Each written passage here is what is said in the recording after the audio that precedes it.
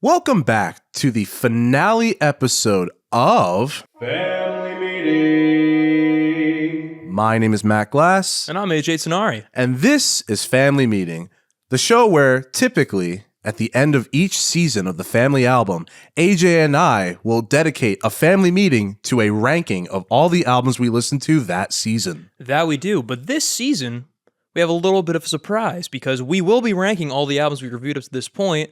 But we got one more final episode because we don't want to end on the Bad Album Bowl. That is very true. Yeah. Also, the series started off with 2 album reviews. Yeah. And in season 1, we ended with a 2 album review. Exactly. So it's only fitting. It's only fitting for a hiatus potential end, kind of re-examining of our lives. Futurama getting canceled-esque. That's where we're at right now. Yeah, it's going to be great where at the end of next week's episode, I'm going to go, AJ, are you ready to go around for another time? And we're going to go back in time all the way back to my junior year of college. And we're actually going to redo all of the family album. Wow, we were just going to relive those 3 years over and over again. Honestly, that was a bit. I don't want to do that. Yeah. I got to be real. There was some shit in there, so I don't blame you. AJ and I are going to rank the albums of season 4 that we did joint reviews of. Yeah. And I got to say, I am really intrigued to know where everything slots because honestly, I say this every single season, but genuinely, this is probably the most subjective, with the exception of 2. Of course. With the exception of 2 or 3. I think a baseline for my rankings this season is that I kind of noticed some different patterns over the past couple years where I think season 2 was a season of extremes. This, I feel like I was very consistent on my rankings where there was a lot of A, a lot of B, a lot of C, and a couple D. So it was very evenly kind of dispersed, which I actually really enjoyed. It did seem pretty cut and dry, at least until I got to the top maybe 5. I don't know, because just a matter of preference.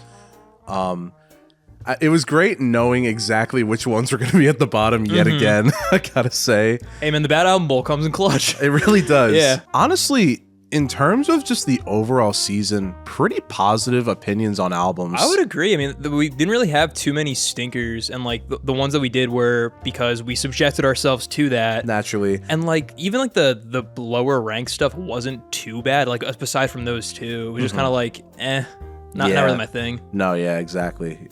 Except Up All Night by One Direction. That's number 1. Not to spoil it, but you guys already knew that. Come on. I said it in the episode, actually. Matt, Up All Night. Up All Night. We're gonna stay up all night. God, I'm always wondering, what am I gonna get as my first tattoo? And I'm so happy that this podcast has helped me answer that. At least it was good for one thing, man. Yeah, these 3 years, they finally added up to one thing. And that was Family Meeting. It ends right there. But AJ. Yeah. Shall we get started with our bottom 10, which is literally just going to be bottom 10, top 10, essentially? Pretty much, yeah. 20 albums? Yes, I believe it is. I fucking hope. Yeah, I have 23. Or I have 22. 20. What the fuck am I missing? All right, let's go through the list. We'll be right back. And we're back. We found the missing albums. Surprisingly, didn't shift around my list too bad. Okay. Do you want to go first or do you want me to go first? Actually, you know what? I feel like lately with these, you go first, so I'll go first this time. All right, go off, Matt. Let's have some nice changes as we're ending our podcast we're permanently. Switch it up. It's so funny. Sorry, side tangent. Some of my coworkers found out that I have podcasts. Yeah. That I have podcasts. Why do I talk like that? And they're like, yeah, wow, your podcast is really good. And I'm like, yeah, enjoy it while it lasts, I guess. You can go back and listen. But thank you to all the new listeners who have decided to listen to me and AJ talk music. We love it very much, and we hope that you love it too. Thank all the old listeners who have been here since the beginning. That too, yeah. Yeah. We'll give a big little spiel at the end, because we got some albums to fucking rank, Matt. So, right at the bottom, I would hope to God that we have the same thing. Yeah. But it's, for me, it's Angelic to the Core by Corey Feldman. I actually had Rachmaninoff down there. Oh my gosh. No, I'm right there with you. Listen, AJ and I went through the trenches with this album. Yeah. But the TLDR is just that it's mixed terribly. The song structures and just the compositions aren't that good. No. The performance isn't good. The features suck. Yeah. Even when they're good, Corey finds a way to make them drag them down. Yeah, like it, lickety splickety. Yeah. One of the worst tracks I think I've ever heard. Love and Lies is objectively one of the worst tracks, but it's at least so fucking funny. Like I have listened to that a few times just to laugh at it because it's incredible. The day I let you in my life, I knew I have you as my wife. Don't tell me your lies. What a fucking awful album. Yeah. So it is at the very bottom. I will not be giving my ranking like letter wise or number because I'm gonna leave that to just the episodes. Fair enough. And I feel like just the placement on this list will I think be enough speak for enough. me. Yeah. Since like my reasonings will probably be off on the fly. Yeah. When you combine off the cuff and on the fly, it's off the fly. This is a new trademark patented statement. Yeah, nobody used that. That's Matt is the only one that's allowed to use For the that. love of God, if I catch any of you motherfuckers using off the fly, I'm coming after It's like you. Streets Ahead from Community. I wish I've seen Community, man. Such a good show. I've really heard. But AJ, is that your bottom of Oh the yeah, list? this is number 22 for me. I was kind of worried for a second. Yeah, it was like, gonna be something different. It was gonna be fucking like Wilco down there. yeah, right above that. It just didn't hit the mark for me. Yeah, honestly. I don't know. Like Heavy Metal Drummer, it just didn't speak to me personally. Yeah, it just at least in Corey Feldman's album, it told me to remember 222. Exactly. I couldn't really remember Will Co. You know what I mean? I don't even know what that means. But that was anyway, good. I like that. I like that. I like that. But anything you want to say before we move on from Angelic to the Core? I guess since we have both the same placement, I will speak my thoughts here. When it gets to my turn, I'll adjust accordingly. But yeah, Angelic to the Core, definitely one of the strangest album listens I've ever had. It definitely lived up to its reputation. I will say every review was completely accurate, and I was not prepared, even though I thought I was. Yeah, and I went in way too naive, thinking how fucking bad could it be? Honestly, Yeah. I think I sent you a Snapchat video, right? You did, yeah, of your live reactions. I got the track through, and I went, "Oh my fucking God!" Oh no, yeah. Why am I doing this to myself? That's when you know you're really in for the shit. But Matt pretty much summed it up very well. Lyrically, it's nonsensical, sometimes borderline offensive. Oh my God, yeah. The accents definitely add on to that. The song topics they range from potential, if given to a better artist, to just why the fuck is this being written or spoken about, or it's just very generic and boring. The production is definitely one of the biggest pitfalls of this album. It is hard to listen to. And unfortunately, unlike other albums I've listened to, even ones that I loved, I can remember each track distinctly from the first time that I listened to it. It's impressive how upsetting that is. Yeah, no, for real, honestly. No surprise here, Angelic to the Core still remains at an F tier. Oh yeah, definitely. No same changes. Here. Same here. I'm pretty sure I put it at F tier too. But yeah, thank you guys for making us listen to that. Really, really good episode. Really, really bad album. Oh yeah, guys, listen to that episode honestly, because I think that's one of my favorites from this season. I just agree. the overall podcast. It was a lot of fun. Listening to the album wasn't. No, but listening to the episode, recording the episode too was also fun. different story. But yeah, I guess we can move on to number 21. For me, number 21 was kind of tough. I'm not gonna lie. I can see there's two that are contenders. And here's my dilemma, AJ. Yeah. I wanted to put one of these albums underneath the other. Yeah. Because one of them I had so much nostalgia for, and the other one is so funny at parts that it's but it's still bad. I had trouble picking which one I'd be more likely to listen to, which is kind of how I went with most of the list. And even though I have nostalgia for it, Oh boy. I think Up All Night by One Direction is second from the bottom. Interesting. Okay. So I guess what makes it worse than the number 20 album, which I know exactly what it is. Because we're flipped on that. Yeah, and originally, I was wrestling with this earlier. I think for me, it's the production definitely The Transform Man has better production than that is Up All pretty Night. crazy. And That's a good point. As much as I know the songs on Up All Night more than I know the Transform Man, or at least Will Shatner's version of the Transform Man tracks, once I kind of realized how much better in production this album was, and that was like the main hit, or like one of the main hits on the other album, Up All Night, that like I had in the episode, I felt like it would have been almost like, I don't want to say a disservice to Will Shatner, because I don't really give a shit about Will Shatner. I don't give a Will Shitner. One might say, as Shat Glass one time said, actually, no, I do give a shit about Will Shatner. That's why he's above One Direction. Exactly. I am the critically I don't give one shit about One Direction. Yeah, their name doesn't even sound cool. No. Yeah, no, I think it's honestly just a production standpoint, and although they're like more talented than Will, I guess it's just a disrespect thing. I just feel the need, like I have to. I mean, I think also Will Shatner is a shorter album. Yes. So I could see that argument. That is very true. And I feel like the music for One Direction doesn't quite age as well. Yeah. Because not in like they're saying like inappropriate things. It's just more kind of like it was very of its time. And Will Shatner, like, even though that also doesn't really age well, there's like a charm to it and a novelty, because there's like nothing else like that. And I think that you were able to phrase it so much better than I was able to a second ago. I feel like there isn't really that with One Direction for me. Yeah. Like, I feel like I will, for shits and gigs, I will play the Will Shatner, like, bits and pieces of the album for people. Like, Mr. Tambourine Man, I laugh really hard when I show people what that sounds like.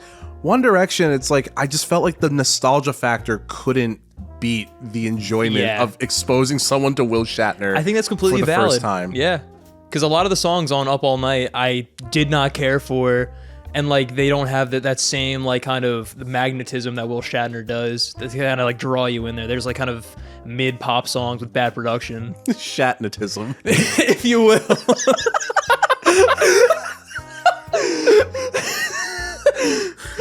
I think I'm off the record. I think I'm diagnosed with Shatnetism, actually. That's so funny. Oh my god. Yeah, no, I understand why you would have these flipped, but just like they were wrestling for the bottom, and unfortunately One Direction is the second from the bottom. I'm glad we were on the same page though with the bottom three. We knew exactly what was going there. I couldn't put One Direction above like anything else. Yeah. I mean, same here. I have like the other album up higher, but this one, no shot. So my third from the bottom is the Transform Man, because although it surpasses One Direction, I can't let it go higher than that. No, there's a bar. There's no fucking way I could. The novelty is funny for like a couple songs. Yeah. And like I can make the argument in comparison to One Direction. However, I can't in good conscience say that Will Shatner's performance is like good for me. Yeah. Speak singing, number one. I hate that in music, and when you make a full album just that, automatically gonna dock points from me. Of course, with covers nonetheless. And the only reason why it's like third from the bottom too is because the instrumental and the orchestrations are actually kind of like interesting, surprisingly and cool. impressive. And I do think in the first few tracks, to its kind of credit, it does capture a vibe a little bit. Yeah, but the majesty is just lost the moment after it ends. I understand. It gets old very quick. After you stop laughing at Mr. Tambourine Man, everything else is just like, what am I listening to? Yeah, it just gets kind of boring and repetitive. And also, he just does very questionable deliveries of certain things. Like Lucy in the Sky with Diamonds being like a manic episode. Oh, that's what's one of my favorites, though. I love that. I think Tambourine Man is like the why you love Lucy in the Sky with Diamonds. That's why I like Tambourine Man. Not the originals. Same coin. Not the originals. No.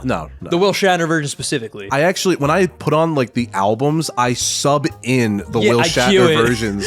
Like on Yeah, on Sergeant Pepper, once Lucy in the Sky gets there, I Yeah. cue in the Will Shatner version, skip to about like 2 minutes in, and then I listen to him speaking Lucy in the Sky with Diamonds. With the Macy's Day Parade backup vocals, of course. And just to try to make it like a Beatlesy experience, I'll go to my car's stereo like settings, and I'll try to flip back and forth on the dial between left and right, so it sounds like I'm listening to a Beatles album. Guys, this is the Beatles Chat Challenge. The Shattles. The Shattles Challenge. Send us TikToks if you're trying it at home. The Shatnels. The Shatnels. Yeah, that's the band I tried. My Will Shatner Beatles band. They hated it. Yeah, no. Will Shatner loved it, though. I wasn't invited back at VidCon. We tried one year. Didn't work out. Yeah, don't look up the records from 2017, guys. Don't mention the Shatnels. Please. If you ever interview me, anybody, please do not mention the Shatnels. I will go ape shit and destroy the set. I've seen it. It's happened before. That's why we got kicked out of our own studio, actually. In the off chance that our podcast ever becomes popular and people like are into our bits, I hope to God one day there will be people with signs like "Bring back the Shatnels," and I'm just gonna scream like, "No, I'm not bringing back the Shatnels." What the fuck did I say?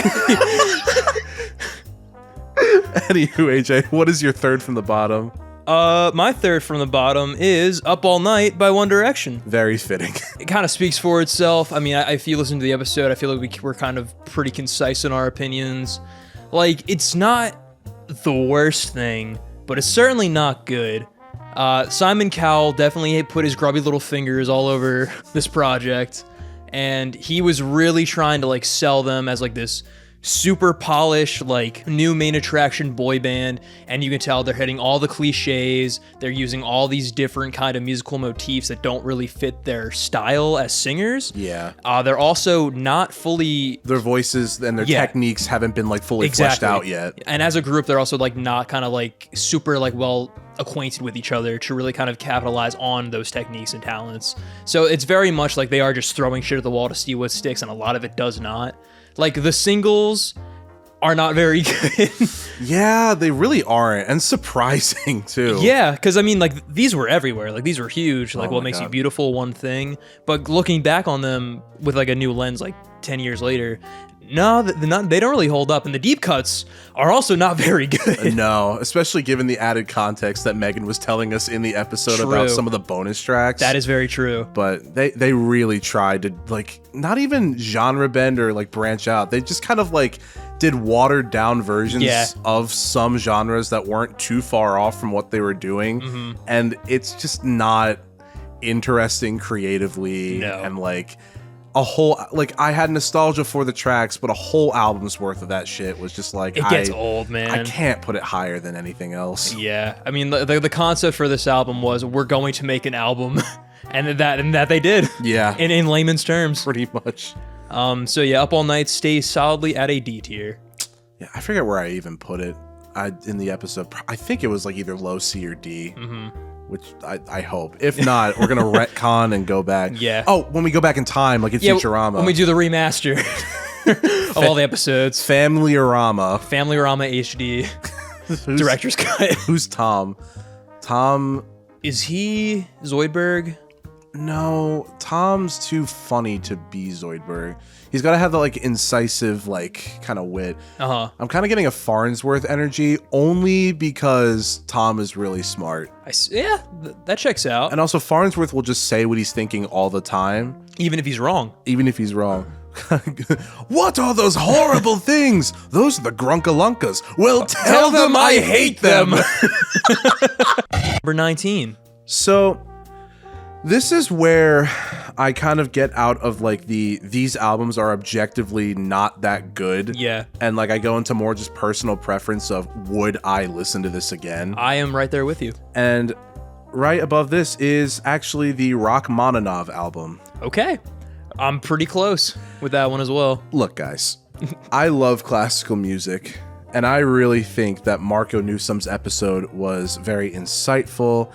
And I'm very happy that he brought up the points because I think he made me think about this album and the other album in ways that I really wouldn't have picked up just from listening. I agree. So I'm very thankful for that. I do think in terms of like album listening and presentation, it's a little obnoxious just because one, each track being like 38 seconds long. Yeah, and like a 70 track album that's like an hour and a half. I like being able to like, if I'm like, oh, I like this album, kind of be like, I like this song. Yeah. With this one, it's like, it's so hard for me to actually like recall things because there's just so much cataloging and like I don't even want to say it, but like differentiation of tracks and stuff for like 30 seconds of one giant movement. At that point, I'd like it to just be like one song. I'm taking the opposite stance of Tom, where he's like, oh, split up a long song into 2 songs.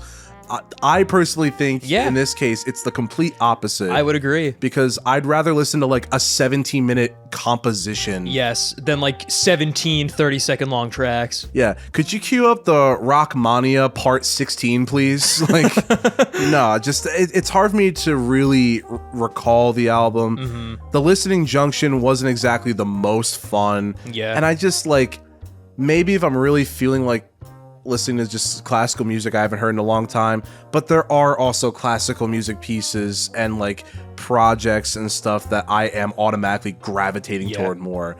Like I can listen to Gustav Holst's The Planets, whether it's the East Automata version or the regular version, any day. Yeah. This, I feel like I'm just not, it's not really for me in terms of what I look for in classical music. But it's not a bad album. It's leagues better than like the bottom 3. But you just got to be in a really specific mindset. And like, if you're trying to keep track of the tracks, good luck. No, I would agree with what you said. And I'll get to my opinions when I get to that album on my ranking. AJ, what is your 4th from the bottom? 4th from the bottom at number 19. Matt, I'm sorry. We have Everything Under the Sun by Jukebox the Ghost. I had a feeling, honestly, because it's not that high on my list either. Gotcha. Yeah. I mean, I like it in concept. I feel like in execution, it just was not my thing. I understand. I really enjoyed the kind of Sparks influence that was kind of peppered all throughout the album. There were tracks on here that didn't really lean into that and kind of leaned into territories that I really did not like, especially like the lyrics on, what's the track? The one where he's like really high in his, let us create or something like that? Yeah, did not care for that track, both conceptually and sonically. Yeah, no, I didn't like it either. No. There were some cool ideas in there though, and they were saying, they had some like lyrics that like resonated with me, like the first track, the one with about like schizophrenia. Then there was the one that was about like not the popular thing. I thought was actually really well done as a track. Popular thing is pretty good in terms of their influences as well as what they're trying to say. They did it very well, but you can tell they're still trying to figure out their sound because they're doing a lot of different things and it doesn't quite exactly work all the time. But they are having a lot of fun, and I can take like your word for it. They kind of improve after this point. They definitely do on like some tracks. Yeah. I don't think that's not me saying like, oh, the next album. Like, no, I wouldn't. It takes some time. If you don't like this album, I kind of guarantee that a full album by them, you're not going to like. Gotcha. From here on out. I mean, it probably just isn't really my thing then. Like, just some folksy indie rock with that's a little quirky. Just not really my speed, but I respect it for what it is, and I will probably not return to it. Honestly, that's really valid because like it definitely is a little bit higher on my list just because of like favoritism. And also me seeing him in concert really kind of got me on a little bit of a kick for a while, especially when I was like just kind of listening to things just to remain like positive and stuff in the last year. There was definitely a moment where I was like, I can't put this above this album or this album or this album or this album. Like the Transform Man, there is a ceiling of where this can go. Of course, naturally. But I think all your opinions are very valid, especially since like they're not a very like big band either. Yeah. I think it's like for people who are looking for it, it's like it's awesome. It's got like their niche fan base, and that's great. And I'm very happy for you guys. I'm just not really a box head. I'm not a box ghost. God, y'all are so lucky this isn't a regular episode.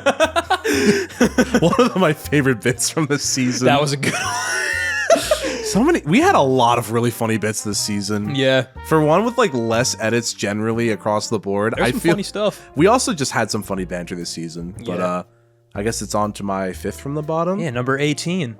My number 18 is Made in the AM by One Direction. Fair enough. So here's my dilemma, right? It's not too much higher than Up All Night. Yeah. I don't have much attachment to this album at all, because the only defense I have of Up All Night is the nostalgia factor. Yeah. But this was in like the era of One Direction where I didn't really listen, and I really only knew of their songs previously because my sister listened to them. So I don't know, Made in the AM, while I had to bring it higher up for like production value, and like it's got a couple good songs and like musical moments. Like Olivia is really good. Yeah. What a feeling. What a feeling. It's got some nice, just like more traditional, less like super poppy kind of like choices. This feels like One Direction. Like this is the sound that they are going for, as opposed to like this is a pop album. Even in like their own individual careers, you can almost see this as like a jumping point. It's almost like the White Album of One Direction's discography. It's been compared to that, yeah. Yeah, they're known as the Beatles. Once Zayn left, they became known as the modern day Beatles. Exactly. Wow, they really speed ran that career, didn't they? Yeah, honestly, John Lennon, do better. Yeah. That's all I have to say.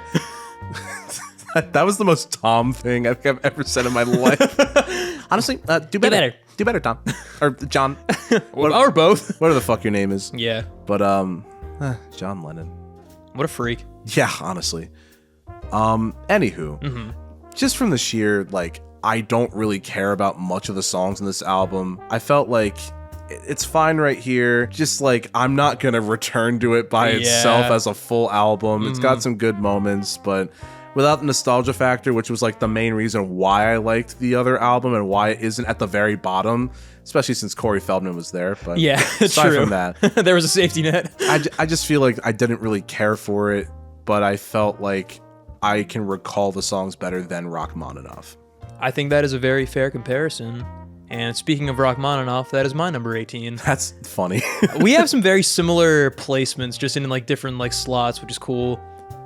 Because I will be talking about Made in the AM very soon. Oh gosh, that's good. But we pretty much hit on everything for Rachmaninoff. Like, I'm not a classical music listener by any means, so this was a very new experience for me. And at first, I really liked it. Like the first suite or first composition piece is actually really, really well done. Oh yeah, definitely. Like, and that goes for the entire album. Like, it is very well performed. It is very well arranged and produced.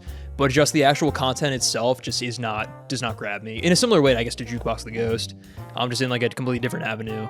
Like, I think it is overly long. I think you hit the nail on the head. The abundance of tracks just makes it feel like such a chore to get through. Even if like there are pleasant moments and stuff I would like to return to, I just don't really find it that worth it to go all the way back from the beginning. I did enjoy Marco's commentary comparing this to Quadrophenia. I thought that was really cool with the whole theme of motifs, and that was interesting to kind of compare it because I like that album way better. Yeah, me too.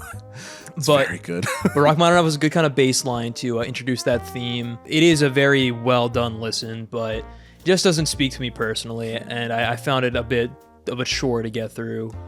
Definitely on the passive listen, it is very enjoyable. I would agree. But like when you're, especially in our format of track by track, I think honestly, if we talked about the whole thing and then maybe highlighted certain things, but given the fact that we had to do things track by track, it definitely made it kind of a chore, like you said. And that was also not even track by track, that was separating into the compositions, and even that still felt like a lot too. That's a good point. Yeah. Yeah. So I'm sorry, Marco, but Rachmaninoff stays at 18th place with a C tier. Marco, if you're upset, here's something I'm going to say with my sultry voice. If you don't like our opinions, imagine Tom trying to talk about this album. That's a really good point. We're trying to be respectful.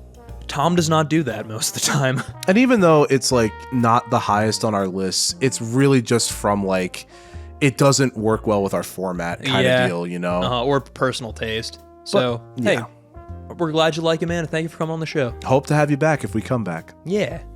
But number 17, Matt, what do you have?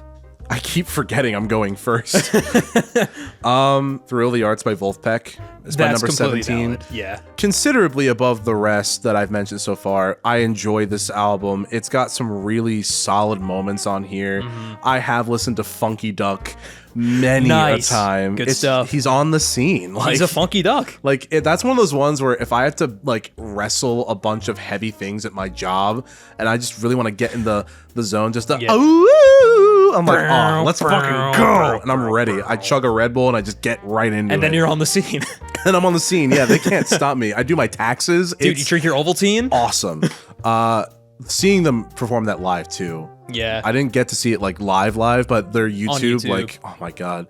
They're just all around good creators. And it's definitely a worthwhile listening experience. And I knew I couldn't put it at the very bottom because it got me to check out like all of their stuff. Yeah. Fugue State? Right. Oh my God. Good choice, man. Nasty ass shit, man.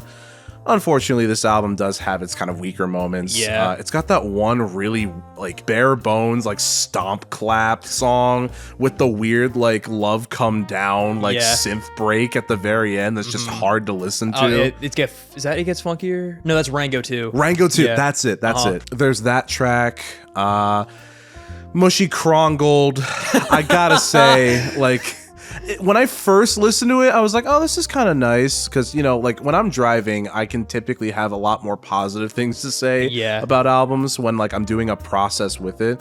But as an active listen, there are definitely some things where like after the meditation, like there's the initial meditation. Yeah, Smile Meditation, great song. Yeah. Guided Smile Meditation. Sucks ass. Why the fuck is it 5 minutes? Yeah, if they made that as just like a separate video, just like, hey, we're a weird band. Here, enjoy this like as a teaser to the album. Yeah, could you imagine? Actually, that would go kind of hard. That'd be funny if they just did that. But as, like ending the album with that after hearing a bunch of really good music, otherwise,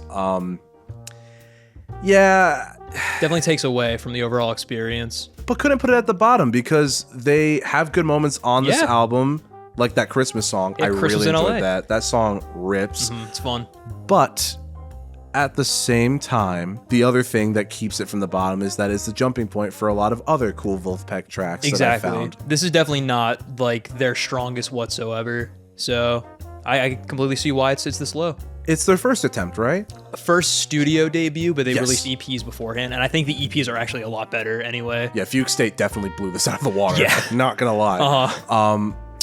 But honestly, for their first like studio album foray, it's a pretty strong one otherwise. There's a good smattering of tracks to choose from that kind of show them at their best, but it also does kind of show them still trying to figure things out and also at their worst. I think they're also generally just a band that like they don't take themselves too seriously because the music speaks for itself from how hard it will rip sometimes. True.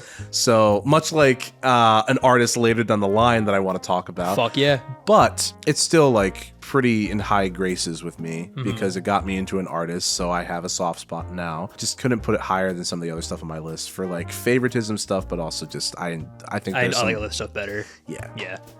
I think it's fair. I will be talking about it soon, and not quite so soon, but it's in the similar ballpark.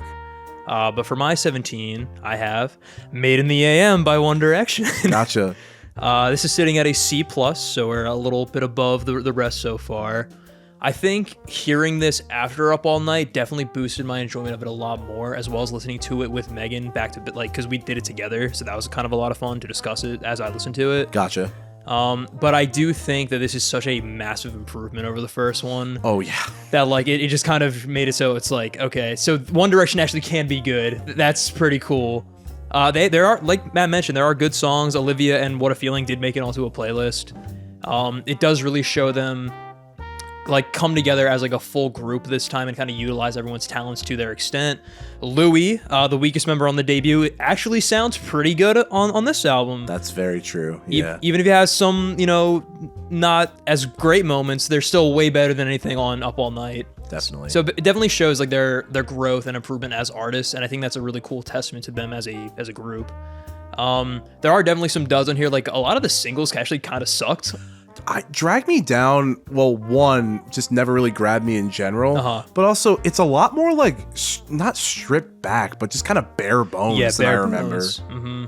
Like, none of them really grabbed me like the way that the deep cuts did, and it's kind of interesting that like those were the more popular ones when you have like the songs that I feel like are more deserving that didn't really get that same attention. Yeah. I think also the closer History is a fantastic closure for like their entire career. I think that's like an excellent like kind of endpoint and for the album and also for them as like One Direction. because it's them saying goodbye to their fans pretty much as a group, right? Yeah. Yeah. Okay, I remember that now. Yeah. Yeah. It's also really kind of show, like you said, it kind of shows like points where they're going to go in like their solo ventures, where you have like Harry with like the more kind of like melancholic ballady track, the one with the boats. Oh yeah, I remember that one. Yeah. And like it also shares the love with each member a little more than the debut did, because that was very Liam Harry focused. Everyone gets their time to shine here, which I liked a lot too. Yeah. So my enjoyment for this album was definitely a lot higher than Up All Night. It is also shorter, so that helps a lot too. But yeah, the quality, I think I actually enjoyed it a lot more than I expected it to, so that's why it is up at this place. Honestly, super valid. It is way better than the previous album that we mentioned before. But with that, number 16. Number 16 is Her Satanics. Their Satanic Majesty's Request. There we go. By the Rolling Stones. I almost put this a lot lower. Yeah. But then I kept wrestling with it. I love Gomper. Yeah. Honestly, if the whole album was just Gomper, yeah, can we actually get Rachmaninoff's cataloging system, but for like a 20-minute version of Gomper? Gompmaninov. Gompmaninov, yeah. Rachmaninoff is another one. That's so funny. So what a niche meeting of artists. Exactly. I think this album, I might have been like a little too harsh on it in the episode. Like my points still stand, but I think my mistake was just like directly comparing it solely to Sgt. Pepper, mostly because that's how I found the album. Yeah. Definitely does not live up to Sgt. Pepper in the slightest Not for at me. all. Yeah. And a lot of the ideas just seem like they kind of trail off and go nowhere. As I mentioned in the episode, it like meanders on a lot of tracks. But it has some bright spots. It does. She's a Rainbow is probably, in my opinion, like one of the best songs of that era. It's very catchy. The lyrics are like very like vibrant and vivid and colorful. And like, I don't know, that one utilizes the Beatles-esque like Sgt. Pepper production very well. Exactly. Like, even in stereo, it's not that bad. However, most of the album in stereo is one of the most grating experiences of my life. Yeah, with all the shit they try, I can imagine. Although I complained about the mixing of that, especially on streaming, I couldn't say that I like hated the album. That felt wrong for me to say. Yeah, because it's not bad, it's just confused, because it's trying to be something the Rolling Stones are not. They're not a concept album based band. No, or a psych rock band either. No, definitely not. But I think a lot of the reason why I didn't want to put it too low is because a lot of my enjoyment comes from like what ifs. Like if they locked in a bit more, especially like with the whole thing about like if they made it about descending into hell and stuff. Yeah, that would've been cool. Also, the Citadel is really good. The one where it's like their dad is from the future. 2000 Man. That one's kind of cool. The Closer's pretty rad. The fucking like, what was it? The Trying to Go Home with a Lantern or whatever the fuck. Oh yeah, that one. I forget what it's called, but I know what you're talking about. If they locked in on some of those songs a bit more, I genuinely think that it could have been a really neat concept album. I know. But then Gomper's there. Yeah. Fucking sing the song together. Twice. We'll get to some reprise stuff in a little bit. Yeah. But yeah, just it left a lot more to be desired for me personally. But I can't say that it is the worst thing I listened to this season by any means. Nah, and I would agree with that opinion. And I'll go a little more when I get to my placement on that for this list. But for number 16, we have Cross by Justice. Okay, gotcha. So higher than expected, probably. A little bit. I didn't expect it to be in top 10 by like any means. Shot. I feel like this album for me is kind of Loveless for You, where like I didn't like it initially, and the more I listen to it, the more I slightly like it. I never love it, but it's like, okay, I see what they're doing. I gotcha. This album just isn't really my thing. When I'm like, my mistake when I first listened to it was like expecting Daft Punk, and this is far from Daft Punk. Hey, I was in the same boat a long time ago, so I understand that completely. Yeah. but just like the harsher kind of style of like sample-based EDM just isn't quite my thing. I feel like it's just a little too aggressive. It's a little too just kind of like dissonant for me to get into. I think like the sampling is very well done, and I feel like there's a lot of really cool ideas that they try. I feel like it does go on a bit too long, and some of the concepts just flat out don't work. The party, I really don't care for. What do you mean, AJ? As influential as it is, apparently. I feel You don't like critically acclaimed by Kesha's The Party? Exactly. I can't, hot take. I can't say I do. There's like some like filler-esque tracks that just kind of like sound the same. They don't really do too much. Like having Phantom 1 and Phantom 2. Yeah. But there's like also like really cool moments. Like of course, Dance is Iconic. That's the fantastic, very fun track. DVNO is really silly and really kind of leads into that like Eurobeat disco sound very, very well. And the satire is amazing. Stress perfectly achieves at like what it's trying to get through. And honestly can kind of work out like when you're stressed if you really want to boost that feeling. But then like the last two tracks kind of like fall flat. There's really like not much of a climax at the very end. I think it's cool how they kind of lean into the concept of Cross itself, but they don't really go too far with it. It only kind of pops up at the beginning and the very end. So I feel like it's a bit of a mixed bag for me. But the good stuff I do really quite like, but I'm never itching to go back to it. So it stays at a C+. Honestly, I'll take a C+. Yeah. Like, that's higher than I would have thought. Nah, man, because there is genuinely good stuff on that album. It's just kind of fine for me. Honestly, have you checked out any of their other stuff? I've listened to Woman. I listened to that today. Fun fact. Yeah. Oh, hell yeah. To get in the spirit. So good. Woman is a very good album. I listened to their collab. It's called like Escapades or Escape or something. Oh, that's the one, because Gaspard Auge is one of the members, but he took just sole creative direction on it. Yes, I listened to that. That one was also really good. I really love that one a lot. And then their newest, is that Hyperdrama or is that the song that Tame Impala's on? Oh, fuck. Neverender is the one that Tame Impala is on. Hyperdrama is the album name. Yes, I listened to Hyperdrama as well. And I fucking love that album. It was really good. After Image, I think is one of my favorite EDM songs of all time. Fuck yeah, man. Also, isn't fucking Thundercat on that album too? I think he is, yeah. God. So that was a surprise. I enjoyed those tracks. If you listen, I know you're not that into EDM. There are some rad remixes of some of those songs. Okay. High key, the Jersey remix of After Image, good for if you're trying to like really just like get your body moving and stuff. All right, I'll have to check him out then. But yeah, that is my number 16th place and a little background, my justice journey, if you will. I'm happy it got as high as it did for sure. Yeah. So I can't even be mad. So my number 15, also one that I wrestled with literally in the last few minutes, but I feel pretty good with my placement right now. So please, nobody tease me. Please don't tease me. It's my very first time. It's my very first time talking about Today by the Beach Boys. So please don't tease me. The Beach Boys Today. I think I really love that episode because and I think my appreciation of the album brought on by Colin's insights about this being like when the Beach, I was about to say the Beatles. God, who am I? When the Beach Boys started like, getting a little bit experimental and like kind of noticing things that they would pull from this push into Pet Sounds. Yeah. I can appreciate it for that, and it's got some great ideas. It's got some great tracks. But I can't say as an album, I'm like itching to go back to it in full. I would 100% agree with that. I think while I love Help Me Rhonda, this version is fucking weird. It's scuffed. It is very scuffed. Just the fucking like them trying to fade out and then being like, wait, let's keep Back going. in.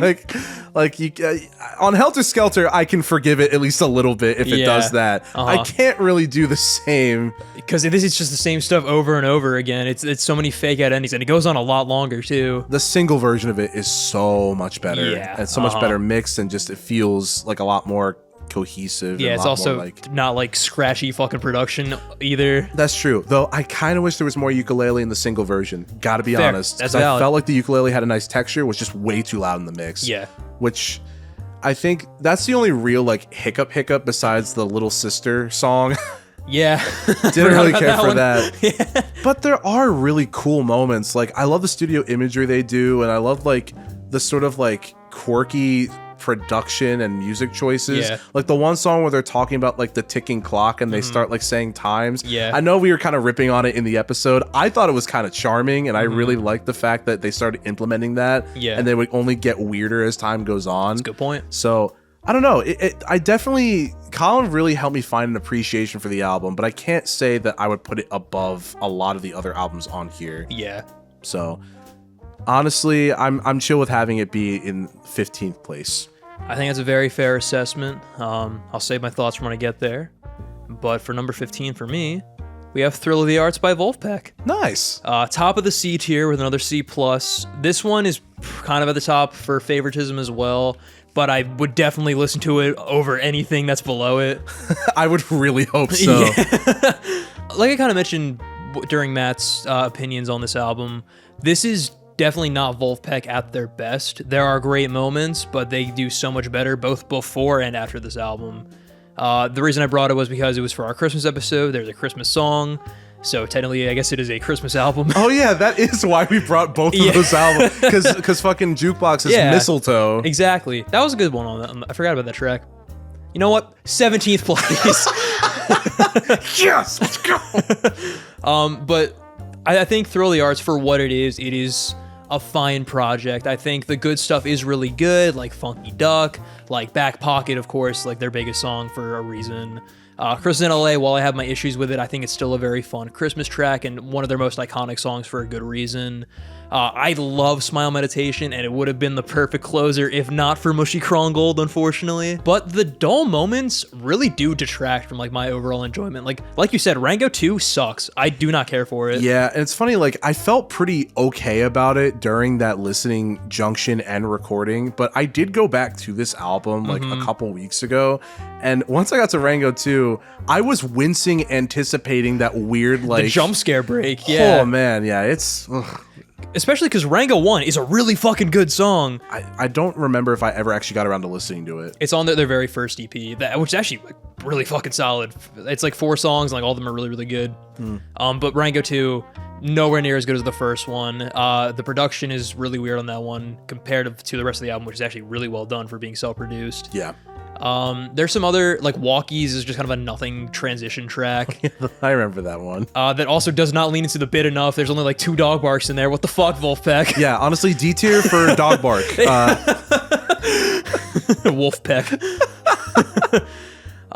There's another one on there. I forget. It's like it's right before Smile Meditation. It also feels kind of like a filler track. It's the one with the bongos on it. I forget what it's called. Oh fuck. Conscious Club. Yes. Yeah. Yes. Conscious Club is also kind of whatever. So again, it's a bit of a mixed bag, but I think favoritism as well as just like the good stuff that I love from high school and still love now kind of keeps it above from like being any lower. No, I got you. So I think C+ is a very solid place for it. Completely valid. Conscious Club with lyrics, banger. Agreed. Banger fucking song. I also agree. Please, for the love of God, if you only listen to the instrumental, listen to the one with lyrics. It will brighten your day. It's actually like a really well done song. It's really fun.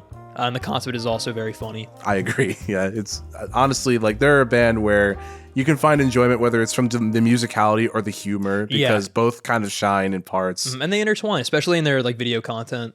If you like Mushy Krongle too, honestly, like I like him in concept. I don't like him on this album. I'll be so real. Yeah. The Krongle genre is kind of dying these days, I gotta say. I agree. I think Mushy got a little too big for his britches.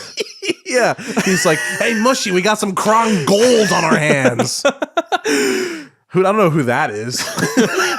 That's Meister Krongold. Yeah, Meister. I'm Mr. Krongmeister. I'm Mr. Gold. Did you like that? Are you sad this podcast is ending? Yeah. Look at what you're missing. As Tom says, you know that new sound you've been looking for? Now that he acknowledged that he says that all the time, I've been saying it places. It's a good bit. It's a really good bit. Yeah. Even if he did it like a few times. Yeah. It's fucking funny. Mm-hmm. But I'll get to my next album, which honestly, looking at it now might be a little controversial, but I promise I wouldn't back down on any of my opinions. Just for pure bias as well as more likely to listen to in full. I actually have Everything Under the Sun by Jukebox the Ghost. Gotcha. Okay. I think for me, it's all about tracks that stand out. And while I do think it's really cool, like if we're talking about the Beach Boys, that there's stuff on this record that would go into their next more famous record. Of course, I have to kind of set aside albums and tracks that I like know and love, you know, since like high school. Yeah, no, honestly, there are some moments on this album for me personally that I genuinely really enjoy. Empire is a song that, especially for the timing of like the listening junction, was like really stuck in my head and really upbeat, and I could really appreciate. I think the whole like existential thing that they try to do in like the album's themes, I wish they fleshed it out more, because they really had the opportunity to, and I feel like it would have been like a super solid fucking album, which I think the majority of it is solid for what it's trying to go for. Yeah. But a lot of my appreciation for it now as an adult is just sort of like, even though the lyrics are on the nose, they're very relatable at times. I think it's because they're just kind of writing about random shit that they were going through in their 20s. Yeah, and honestly, like a lot of the stuff is really relatable. The Mistletoe song is very good. I like the triumphant ending. The album would be higher on my list if the mixing was just better. Yeah. That's really the big thing. Also, unfortunately, Let Us Create, that was another one where I was just like, in both execution and in concept, not like the best thing about the album. They were still very like young and like early on in their journey, so like didn't go through some character development yet. Of course, so they were just kind of looking for like, what am I most passionate about right now? Yeah, probably well before they learned about what it means to like be in a relationship and like handle things well. But I think for the most part, I still enjoy the album a pretty big amount. Like Schizophrenia is very good. I like it as an opener. And I kind of like how overall they kind of give the creative writing like responsibilities between the two members of the band a lot. And I think it's kind of cool the way they bounce off each other. You know, you brought up something on that episode that since I've been thinking about, of just the Weird Al comparison of Tommy Seagull singing on a lot of the tracks. Yeah, especially in comparison to like the main singer of the band, Ben Thornwell. He really doesn't hit notes the best sometimes, at least in that stage. And he likes to write songs where he sings really high, which is not in his strength. Great guitar player, but at the same time, like, there are moments where since that episode I've been like, ooh, yeah, this is mostly going to be favoritism bias, without a doubt. I mean, I do agree. I think it is cool that they switch off vocal responsibility so often. I assume Tommy got better as their career went on. He was pretty good live. Yeah. So, like, and again, early stages, so there's definitely some grace that you got to take with it, but that was definitely a big detractor for my enjoyment overall. And I could very much see why. Also, the caliber of albums that are ahead of this one, even the next one, in my opinion, just I couldn't put this above many of these albums. I think also seeing them live in the last year and just having that in like on my brain really just made me like this band after such a long time. So my number 14, I have their Satanic Majesty's Request by the Rolling Stones. Gotcha. We're officially in the B tier now. This is at a B-. I think I enjoyed this a lot more in hindsight than like when I either listened to it or just stacked up compared to the other albums. I think I don't really have too much fondness for the Rolling Stones, and I don't really think they quite fit this sound super well, but there are some fun moments on here that I actually like really enjoyed. Like you mentioned with Citadel and 2000 Man and the big jam at the very end. There's a lot of like cool stuff and cool ideas on here, and I do agree if they really could just kind of fleshed out that a little more, it would have been a lot more enjoyable, as well as if they made it more of a unique experience and not just trying to trend chase the Beatles. And also, if they made it sound better. Yeah, I have not listened to the stereo mix. I listened to the remaster, but that sounds like it would just only add to just the unenjoyment of it. As much as the mono sessions are better, like they're still muddy. There's still an imbalance in what needs to be brought up and what needs to be brought down, and it's very hard to hear the lyrics. Because this was like a rush fucking album, and you can tell. AJ, could you believe this was self-produced? You know, I don't think we mentioned it on the episode. But that's actually really impressive. Yeah, you know, like, honestly, I kind of want to bump it up to an A-tier album. You know what? Number 1.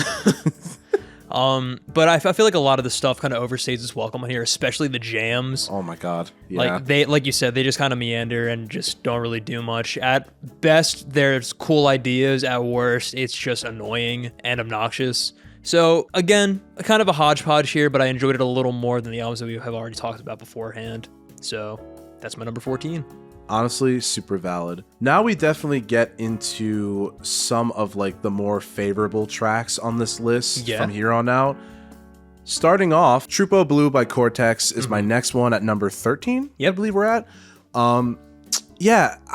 I do really like this album in execution. It's awesome. I love the range of tracks that they have. I love just how, although they're jam heavy, they really know when to lock in and play off each other. There are, without a doubt, though, some moments that aren't exactly in the best graces with me. Like the kind of like barking noise that they do on, I think it's Infant Samba. Yeah. It's either that or like Le Font Samba. Le Font Samba. Yeah. The album is also a little long, so I did find myself kind of fade into the background. But I have gone back and like done passive listens to the album and really enjoyed it. Yeah. So to a much like less grading degree, it's kind of like Rachmaninoff, where I have trouble keeping track of all of the tracks, but it's in a genre and style of music that I think that put it leagues higher in terms of my enjoyment than the Rachmaninoff album. And I think that's valid for like the influence that it has in just terms of like music in general. Oh, definitely. And as well, it's a lot more in like our speed for like what we look for in music. For sure, especially right now. Yeah. Like it's super chill. It's just a good vibe all around. They kind of start to do some crazy shit with the more like Roaring 20s-esque like breakdown on like the last few tracks. I forget, it's like a three-parter. I forget what it's called. LaRue is a great track. Besides the barking, Infant Samba is also a great track. Mary at Jeff is a great track. That's like a disco one, right? Yeah, if I'm remembering correctly. The synths, the drums, the guitars, just expect a really good, like cohesive French jazz album. Jazz jamming. Jamming. Jamapel. It's Jamapel. French jamming music. I think this one's kind of middle of the road for me, only because although I like the majority of what I'm hearing, I definitely feel like the other albums that I'm going to mention later on, without a doubt, have moments that stand out and I think overtake my attention more, where this is just sort of like a, let's vibe. I'm going to put this on. I like this. And I have similar sentiments to this album, number 13, The Beach Boys Today.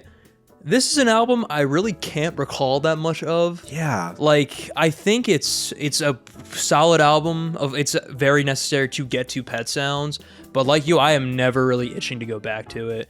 There were really like no tracks that I kind of grabbed onto and like wanted to add to like a playlist or anything. But the overall experience I enjoyed for the most part. Even Bull Sesh, I enjoy a good Bull Sesh every now and then. It is funny. Yeah. I'm not going to lie.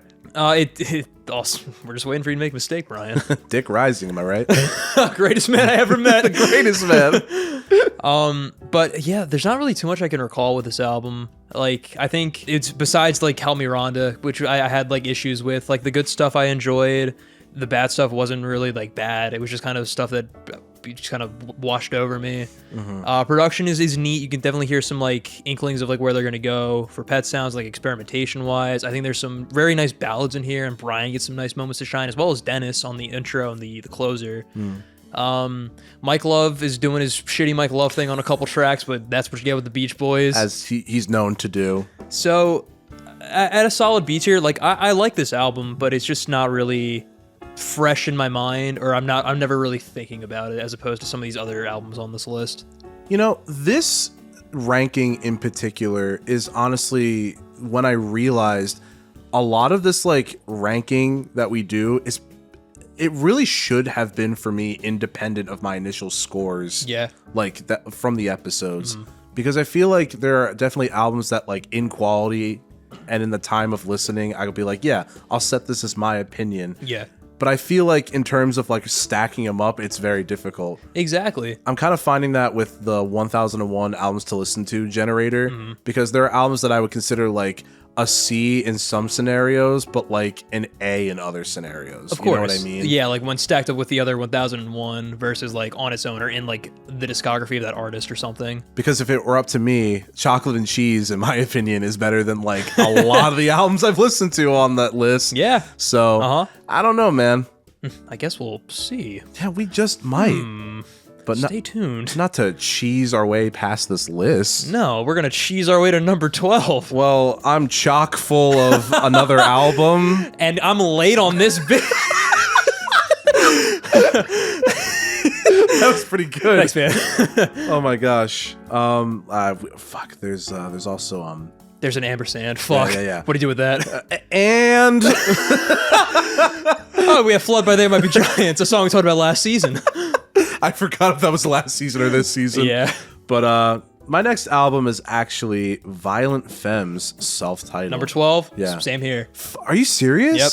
That's crazy. Do you want to talk about it together? Yeah. Let's knock it out. Okay. So I really wrestled with this album a lot in my listening junction, and it's not bad. It's definitely not bad at all. There are great moments on here. I've actually listened to Blister in the Sun, fucking Do It All the Time, whatever that song is. I've listened to that one a lot. I like Confessions, but then like the bonus tracks at the end, I don't really care for. Added Up, I really don't care for. It peaks and valleys. It's Swiss cheese, as I mentioned That's before. right, yes. There's like a whole slice there, but then there are holes and gaps in my enjoyment, and I just don't. I eat around the holes. I eat around the holes.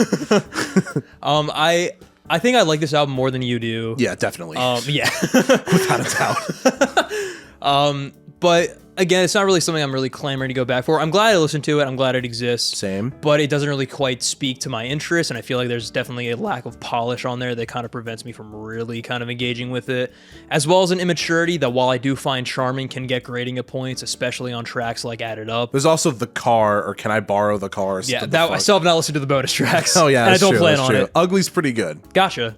But like, it's just pretty good. It is. Yeah. And I think because of how drastic I like some tracks more than other tracks, it does make for a very like median placement on my list. I would agree. Like I like this more than I dislike it, and I feel like the good stuff is good. I think their just instrumental setup is really interesting. Oh, I love it. Like the drums have these amazing moments, and I'm a sucker for brushes on drums. And the fact that they're mostly just using the a snare drum. Yeah. and it works. And they only have like one track or two. Yeah, with the full kit. And even then, they mix it in stereo. Exactly. You should have just seen me now, ladies and gentlemen. I just did like a drum impression with my arms. If this was a regular episode, you'd hear edits. Yeah, but you're not going to. So it's fuck you. Yeah, I guess. No, but I completely agree. I think this album has like a large charm to it. But if I just was sold on more of the songs, it probably would be less of an average placement on my list. Yeah, I think sitting at a solid B tier, I think is very fair for this album. Like I said, the good stuff is good. For like that young of an age to make an album of this quality is very impressive. And the fact that it sounds as good as it does in terms of production is also extremely impressive too. And like, Blister in the Sun was a hit. It was in a Wendy's commercial. It is a good song too. Yeah, like there are good songs on this album that I return to. Honestly, it did make me wonder if I would like other songs in their discography. So I'm kind of curious to see, especially since like I do kind of like punk a little bit as a genre. Yeah, like I can throw on some Clash like any day. I feel like, mostly the self-titled, not really London Calling if I'm being real. Gotcha. But I don't know. I think they definitely have things about them that I could enjoy. Maybe just on this album as a whole cohesive piece, I'm not, not your thing. I think that's fair enough. That was cool. We got to share our opinions together. I didn't expect to meet in the middle. Got to be honest with you. After Jealous of the Core. Yeah. I thought you were going to put that as number one. Fair enough. Also, 10 spaces away. That's true. That's pretty impressive. Here's the thing. Angelic to the Core does really bad as a good album, but really good as a bad album. You're actually fully correct about that. Yeah. Not even a bit. That's just a genuine fact. Yeah. I still don't really know what I meant by that. Like, that was just me just talking just to talk and play up the bit. But that's one of those quotes from this past season where I'm like, what the fuck am I talking about? Just like when I said that you give up Philip DeFranco energy. Yeah. I still don't know what I mean by that. Neither do I. I've never watched a Philip DeFranco video. Come to think of it, I don't think I have either. I just know what he looks like in my head. Thanks, man. But it's not like you even look like him either. I'm so just that's white. the thing. That's it. Yeah, we figured it out, guys. Oh! Number 11. We're in the more kind of like positive side of the list, I think, at this point. We're halfway there at this point. And that is Dreamboat Annie by Heart. Gotcha. I think, unfortunately, although there are moments on this album where, like, I do fuck with it heavy because it's generally in a genre and an era of rock that I can enjoy. Yeah. It's got the really iconic song that was in Guardians 3. Yeah, Crazy on You. And I was really fucking with that hard. I do think in relation to the other albums above it, and this is strictly why it is at its place right here. Yeah. It doesn't grab my attention that much in comparison. Because after this, there's like banger after banger after banger album. At least for me. So it's like, I don't know. I also just strictly, I couldn't put it over like the next track I'm going to talk about. But Heart provides a really good listening experience through and through. I forget what the lead singer's name is, but she gives it her all on like every track. Each track has like their own kind of significant like sort of instrument setup and sound profile. Identity. The flute solos. You have like 12-string guitar-esque songs. Yeah, man. The bass is really good on the album too. I remember. I think I mentioned it quite a few times. I think kind of having her perspective as a lyricist allows it to cut through a lot of other acts at the time, just generally speaking. Yeah. I think I kind of I related it to like just all around talent like Hayley Williams. Yeah. Like she might honestly be like an apt comparison. Maybe not like in commercial success. Yeah, but like at the time. Yeah. Like there's definitely like an all around like, oh, she's gonna get the job done kind of vibe. Yeah. And that makes the album just like a really enjoyable experience. That being said, the Dreamboat Annie, like the sweet trifecta, because it's like three times, parts, yeah, and the reprise is the longest of all of them, the weakest. Unfortunately, I do think that kind of made it stay more in the middle of my list, but like leaning back more than ass. Yeah, okay. So that's good. Yeah, like I would definitely return to this album, but I think the other ones like above it were like a shoe-in. Like, yeah, I definitely, I can almost say with certainty, probably like every single one of the albums above this, I would return to like nice on any given day. That's a solid top 10 then. For real. I understand your opinions about Dreamboat Annie. Some of them I definitely agree with as well, which I will get to when I get to that album. But as for my number 11, we have A Day at the Races by Queen. Sitting at a solid V tier. Oh, you'll be hearing about that in a little bit. Cool. This is not my favorite Queen album by any means, but I think coming back to it for the podcast definitely bolstered my enjoyment for it quite a bit. I think of course, like the iconic singles of Somebody to Love is fantastic. Oh, yeah. Tie Your Mother Down, even though it's silly, is a really fun opener. Even though the production sounds like shit. Fucking tin can. It's fun. It's just a very interesting kind of like Queen album. Of course, they're going to be trying like to capture that same lightning as Night at the Opera, but they also do enough different to make it like its own thing, which I think is pretty cool. Is everything on there great? No. I mean, you got White Man. Yeah, it's true. They tried. They really, really tried. They did try, and I give them all the props for that. But Freddie Mercury was, of course, always at his best because, you know, he's one of the best vocalists ever. Yeah. I got some sick fucking guitar solos by Brian May. Some nice drum work and vocal work by Roger Taylor. And, of course, John Deacon is always just a really solid bassist. Millionaire Waltz is a fun one. Good old-fashioned lover boy. Good old-fashioned lover boy. How could I forget that bit? Ooh. That was a good fucking bit from that episode. One of my favorite reels from the season for sure. I agree. Yeah, that quickly became a top 10 Queen song after like re-listening to it for that episode. So I think there's a lot of cool ideas on there. Queen is not always my like bread and butter. Like I like them quite a bit, but like I'm never like in like a Queen mood super often. But when I listen to them, I love it. No, honestly, like their albums can be hit or miss, and then after a point, it really is just like a, oh man. Once we hit the 80s, it's a gamble. It really is. Yeah, that's a good way to put it. But I think A Day at the Race is a very solid addition to their catalog, and I think even though it is different, it is a nice solid follow-up to A Night at the Opera with some really good tracks and very nice sentiments to their fans as well. So I gave it a solid B tier. That's music to my ears right there. Hell yeah, man. I'll take B tier because honestly, it is a very solid album, especially like following up A Night at the Opera, which I'm sure I will go on my spiel when we get there. But number 10. Number 10 is Quadrophenia by The Who. Yeah. This album, Marco, fucking thank you for bringing on this album. I have re-listened to this quite a few times, and genuinely my appreciation for it like grows the more and more I listen to it. Yeah. Like, I think Love Reign Over Me might genuinely be like, and this is no exaggeration, like one of my new favorite songs of all time. Hell yeah, dude. That's and also awesome. just one of my favorite closers of all time. I would agree. It's very powerful. But just like everything on this album, from like the really unique concept of the character having the whole like the personalities, with the because isn't that legit called quadrophenia like in the album? In the album, yes, it is a made up kind of medical condition. Yeah, it is not real, guys. Trust me. Doc, I think I have quadrophenia. are you talking about the Who album from the? Dude, I have it on vinyl too. Yeah, he doesn't treat me at all. We just listen to the vinyl in the office. Why do you have a record player in the surgery? Do you want to smoke some weed? Yeah, thanks, Doc. I really appreciate that. Man, I gotta go into that doctor. Is that covered by my insurance? Dr. Feelgood. Dr. Yeah. Oh my God. But it is a really good album. I like just sort of the way they incorporate the different musical stylings of each band member and what they bring to the group, and sort of conceptualize it as these are the four core parts of this character's personality. Jimmy is his name? Jimmy. I remember. I like the album. I listened to that album. It's so good though. Like Love Reign Over Me is fantastic. I love the way that like how climactic and just impactful it is, especially with the studio imagery of the water appearing like a few times as a motif.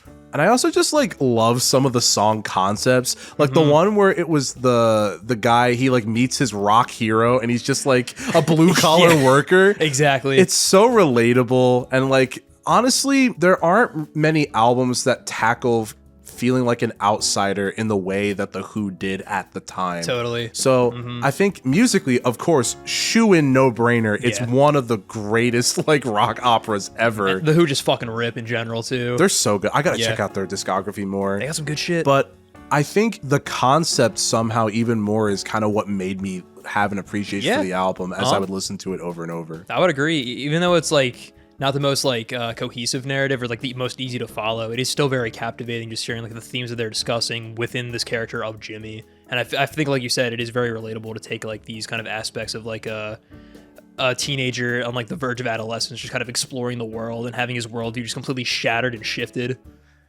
I also think like, I forget what the general consensus was about like the open-ended ending. I kind of liked it. Yeah. Especially as somebody who's like a fan of The Wall, for example. Of course, yeah. I like when it leaves it up to the viewer. Makes you think. When everything is so like concrete of what happens. I like when the listener, it's so good that I feel like I'm watching it. I like when the listener is kind of left to interpret what the ending means in relation to the music. I think it's just a very stylistic thing to do when done right, and I really enjoyed it overall. And also just, I love things with like ocean motifs. Yeah. So I can really respect it for all of its sort of creative liberties that it takes. And every song on there is just kind of a banger, not gonna lie. I don't think there's like really a single miss. I think I legit said like one of the songs was boring, and like maybe in relation to the other songs, but it's still very well done. Yeah. I forget if it was you or Marco. One of you guys said that like their guitarist like plays like a drummer, or their drummer that was plays Marco. like, dude, like once he said that, that's what really made me have an appreciation for the album, especially like for all the amazing like impactful climactic rhythm guitar moments that are just all across it. Yeah. I could really appreciate it for that. So thank you, Marco, for bringing it on. Top 10. You did it. Yeah, definitely a worthy spot for the top 10. Also, guys, listen to that episode. Yeah, and listen to all the episodes that we talk about. We also got some fun stuff this season. Yeah, and listen to Tom Hates albums. Yeah. Yeah, this is our show, so we can kind of be like, yeah, Tom, you know. Hey, how does it feel, Tom? Huh? He's not listening because he only listens to his own episodes. The music did stop, so it got a little serious for a moment. Yeah, there was definitely some anger there because of the Crimson King debacle. There's some genuine vitriol coming out right now. Which I understand, man. Yeah. Because, oh my God, 1989, it's so much better than Crimson King. Yeah, that's just a wrong opinion to have, if you ask me. AJ, what is your number 10? My number 10 is Ram by Paul McCartney. Again, another like pretty surprising listen. As someone who's like not too familiar with the Beatles like catalog or solo work, I really enjoyed what I heard. It's still at a solid B tier, but I did quite enjoy just the overall atmosphere of this album and like the general feeling that it kind of conveys of just like being like with your loved one in like such an intimate setting. I think every track kind of hits on that perfectly. Maybe not Monkberry Moon Delight. But actually even in a way, because it's paying homage to like how his family like talks to each other, even if the music is like completely different to like what everything else sounds like. You know, in a similar vein to Wild Honey Pie, I think it's in its relation to the rest of the album. That's kind of why I like it. Yeah, I mean, fair enough. Because it just kind of fits within that. Like, exactly. Even though it is different, it definitely sticks to the concept. I love Linda McCartney's just overall like contributions to this album, whether it be her vocals or just like her on her keys, and just like overall support that she gave for Paul to like make such an intimate project that just conveyed this experience that like they lived as a family. There's so many just like great themes. There's so many great tracks. Uncle Albert, oh my God, so good, phenomenal. I think one of my favorite like Beatles like adjacent songs ever. That song is fantastic. In the Backseat of My Car is a great closer. Beautiful arrangement. Such good storytelling as well, and such great emotions through pure instrumentation, which I think is very impressive. And there's a lot of moments like that on this album as well. I think if you just want like a really just cozy album, Ram's is the perfect thing to go to. Cozy, but then also like upbeat at the same time. Yeah, it's a feel good album without at the end of the day. Yeah. I will definitely dive into more of my thoughts. I gotta stop chiming in.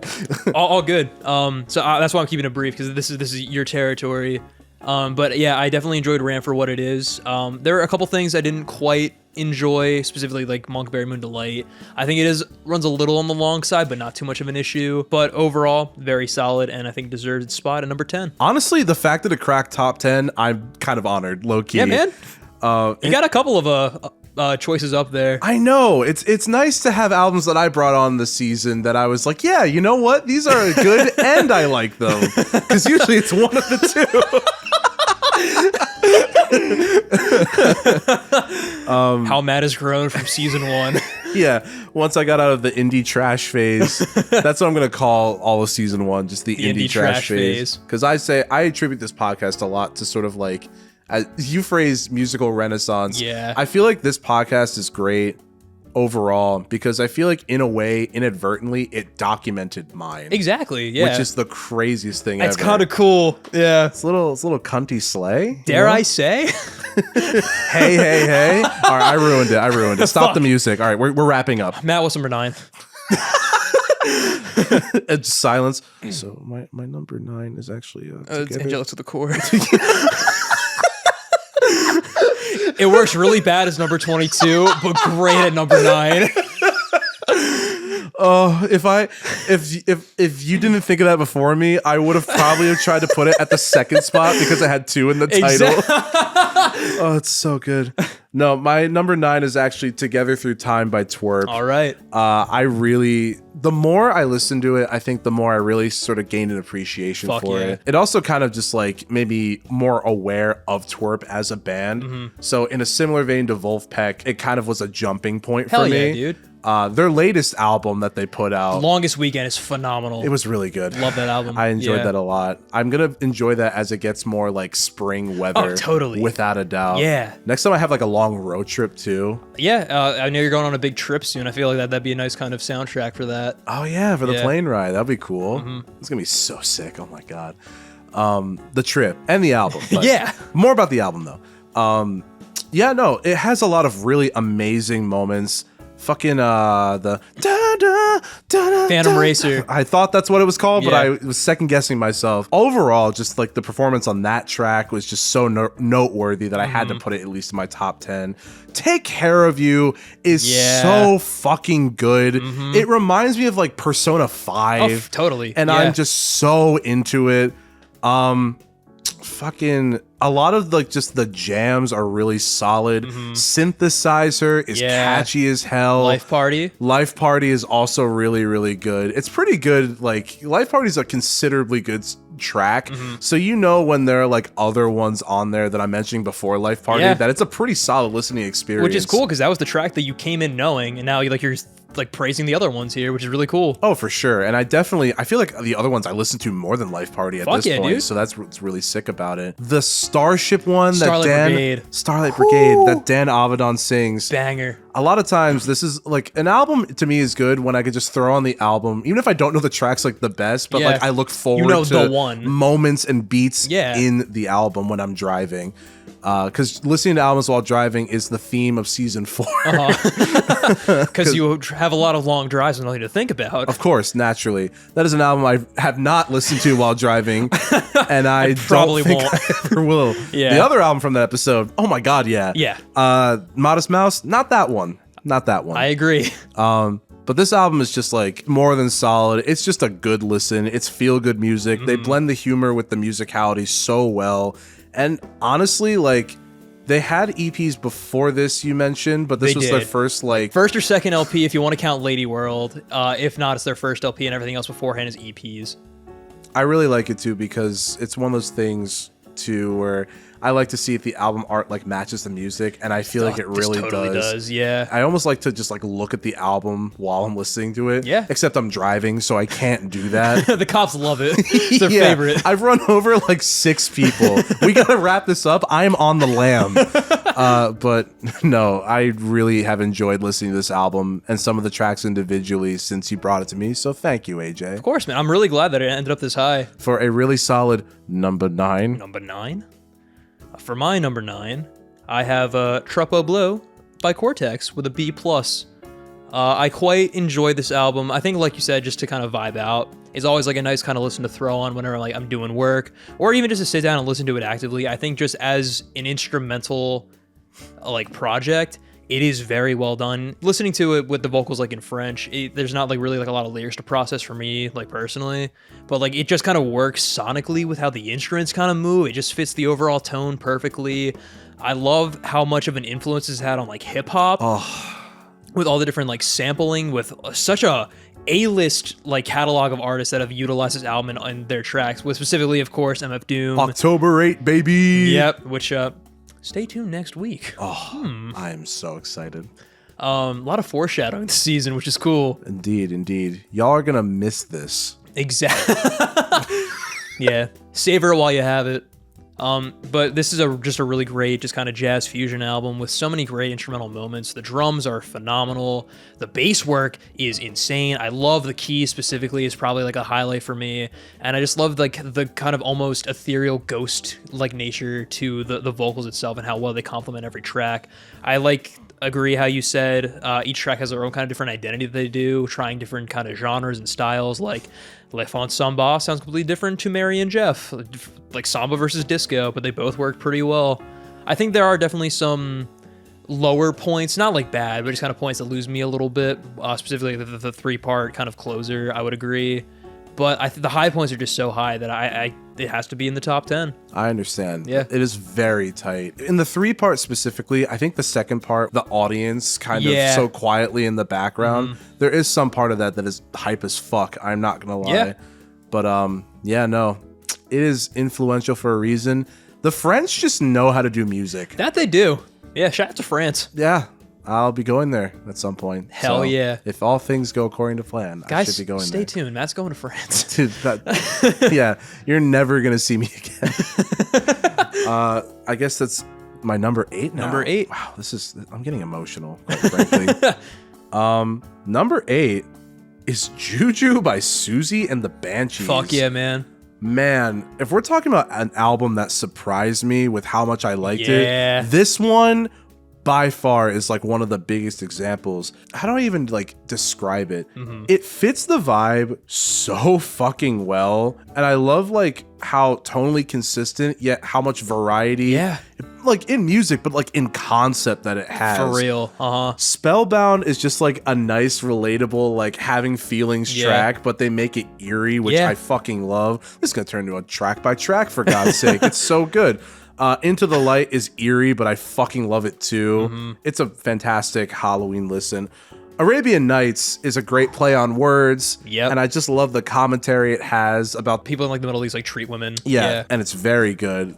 Monitor was one of the most chilling descriptions that you ever told me, and it stuck with me. Fucking head cut, goofy as shit, but fun as hell. It's just an overall amazing listen, and honestly, like, it has instrumentation that will both surprise you, keep you captivated, kind of get your blood pumping, but then also just like be a fucking banger of a rock album. Yeah, if you're looking for someone on Halloween, go to this album. It's perfect. It's just a really palatable goth rock album that I had heard like the band name be tossed around many times. I didn't go into it with like a bad attitude or anything like that. But I'm always just kind of like going into albums cold. Yeah. Because I just think it's more fun that way to listen to it and then go after, like...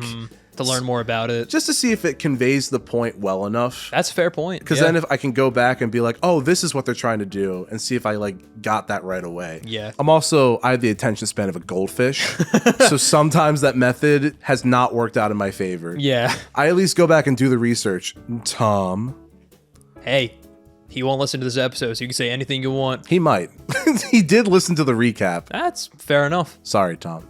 Not really, but sorry. But sorry. But yeah, 8th from the top.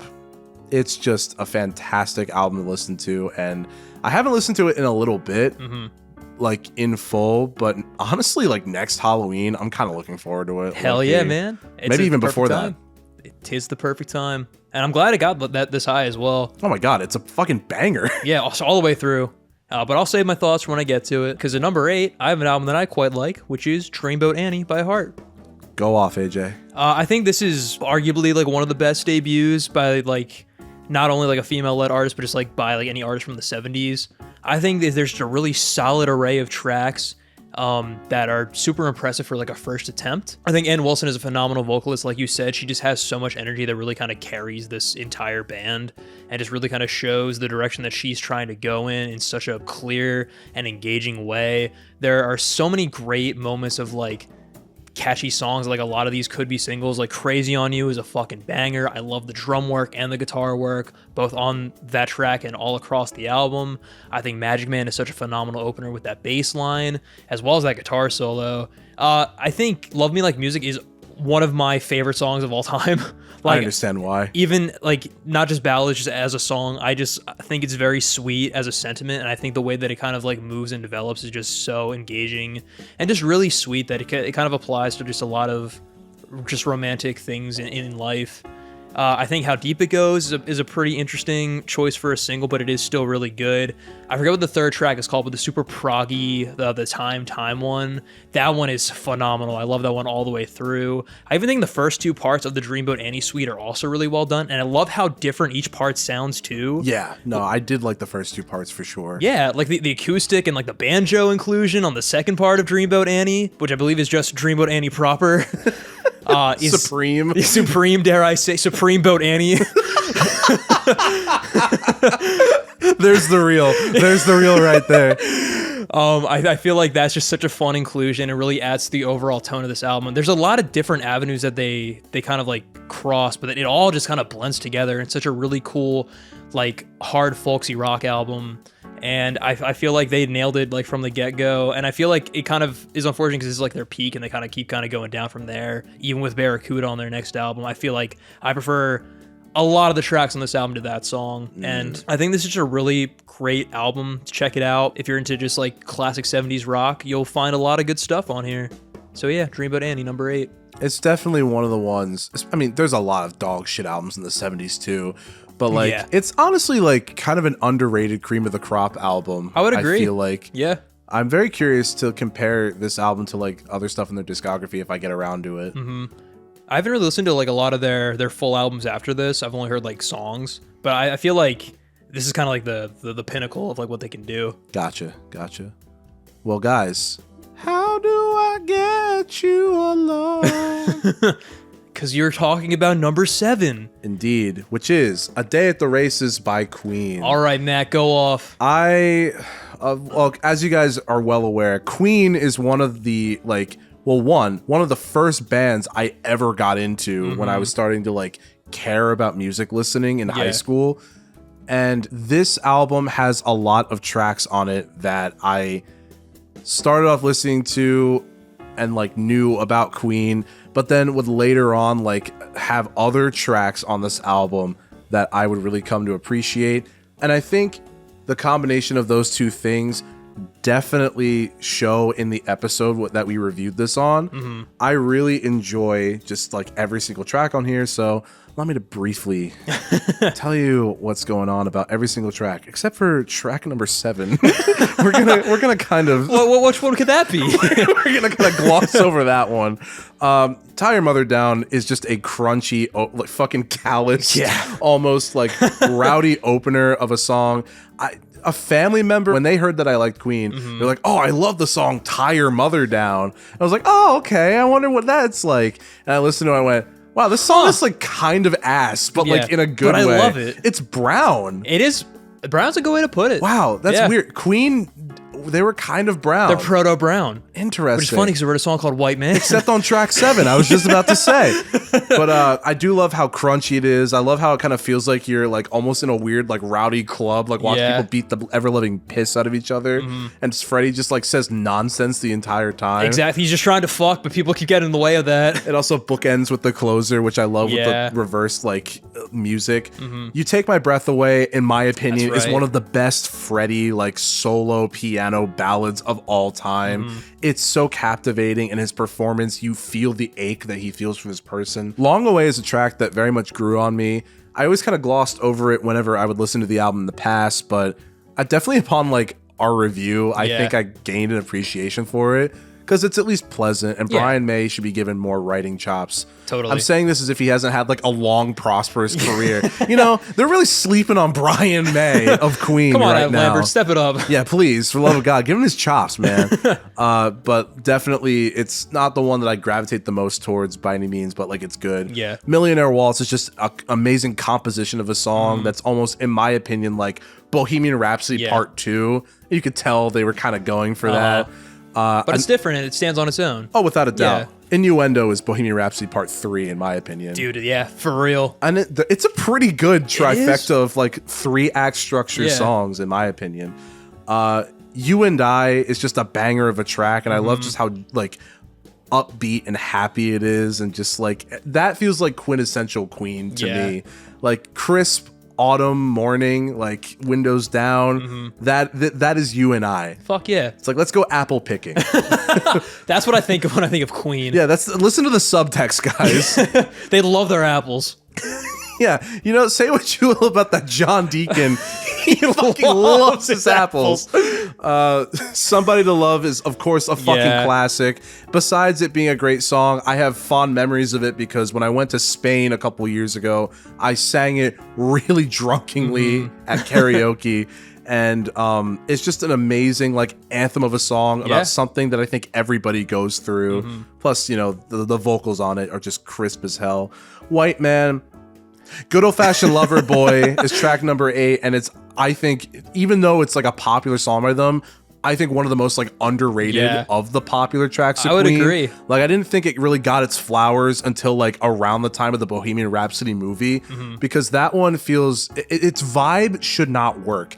Because why the fuck does the bass sound like a tuba? Yeah, and like it's waltzy, but it also rocks. It's fantastic, and Freddie Mercury's delivery and lyrics and all like the ad libs of the vocals for harmonies should not work, but it does perfectly. Drowse, it's a weird track to have as the penultimate, like, but I understand like why they included it on the album. They wanted to have Roger to have his own moment. Little moment. Couldn't have been as fun as I'm in Love with My Car, but here we are. I don't really care for it like the most, but it's definitely like not the worst Queen tracks. It's fine. Yeah. Weird penultimate. And then Teo Teriate was a song that I think in later years I've really grown to love. Because one, it rounds out the album so fucking well, and I love it. but also it bookends like the whole reverse guitar thing too. And I just love the lyrics. So just like, let's cling together as the years go by. Yeah, let's shout out all of our international fans. That's such a cool thing for the band to do. I love that shit. And I love how it works as like that, but also in a way like a love song too. Yeah. Which they did a good job of kind of like having that double meaning. So for favoritism, obviously it was going to be up there for me, but I really think like in terms of a follow-up to A Night at the Opera, I don't know if they would have been able to do anything better than this, if I'm being real. Yeah, it's good for what it is. Night at the Opera is just like... It's peak. It's so good. Yeah. Tom, respectfully, even if you like it, you are never touching that album. Oh, it's your Dark Side of the Moon. It Hell really is. I mean, I have like... I was thinking about this the other day. I have like 6, I think, Dark Sides of the Moon. Gotcha. That you would never let Tom touch. Yeah, and I'm only letting... I would never let Tom touch a couple of things. Yeah. Besides albums. But actually, scratch that. But anyway, we're breaking the... Tom Teo Toriate. Amen, brother. Tomo Tori Tomte. Teo Cruz. That like... I wish we did edits in family meeting. That would have been so good. That like broke my Tommy Tomte. I can't even. Tommy Teriyaki. AJ, what's your number 8? My number 7. That's it. Is Quadrophenia by The Who. We've officially entered the A tier, and if you know me, you know that I love a good rock opera, and Quadrophenia delivers in fucking spades. Like you said, I think the concept is just really fun and also super relatable. Like I said, just kind of seeing this like mentally ill like teenager, just kind of seeing his worldview shatter and like this kind of culture that he's really striving to be a part of, just show that it's not all cracked up to be, and like see how like understanding that concept just destroys him. Like it's tragic, but it's like really relatable where you can understand just being an outcast and having the desire to belong, but like when the people that you want to belong to don't want you either, it's like, well, what do you do from here? Yeah. And he goes through a spiral, which is really sad. Like the Dr. Jimmy song fucking rips, but goddamn, those lyrics are hard to get through. They are a little crazy. Now that you bring them, I like forgot the name of it, so that's why I didn't say it. Yeah. But goddamn, there are some weird ones. Weird lyrics, I mean. But it's effective at just showing like, the dangers, I guess, of getting too attached, or, just what isolation can do to someone. I think, like you said, the C motif is just so powerful, used all throughout here to kind of like show like this symbol of like kind of freedom. But like you get that on like the first track, as well as the first track does an excellent job of showing all the motifs that are going to be used throughout. I like how each band member symbolizes a different aspect of Jimmy's personality and how they all have a track to kind of symbolize that. There's so many great bangers on here. Like The Real Me is such a great setup for the story and who Jimmy is as a character. I love Cut My Hair. I'm One is just such a powerful song of just like defiance and like getting back up when you're pushed down. The Dirty Jobs is a fucking banger and just showing like the struggles of blue collar workers. I've Had Enough is a great closer to side 1. Bellboy is fantastic. Like you said, it's just showing like your kind of viewpoint falling apart when you meet your idol, but he's just a regular fucking dude. And then Love Reign Over Me is a phenomenal fucking closer, as Robert Daltrey just fucking wails on like that like those last choruses. It just sounds so powerful, as like you just don't really know what happens to Jimmy and you can kind of come up with that ending yourself. This album, like front to back, both musically and conceptually, is just a nonstop ride, and like even though it's a double album that's like an hour and 20 minutes, it does not feel like that. It's just very exciting and definitely earned this right as like one of the most iconic rock operas ever. Nah, and honestly, it being this high on your list is so valid too. I mean, it was in my top 10, so I completely understand. Yeah. Like, I think there was only one song on here that I genuinely just kind of felt a little so-so about, but I can't even recall it offhand. It was toward like the middle, and I think I remember I said that, and Marco legit went, "I'm so glad you said that," I feel the exact same way. Yeah.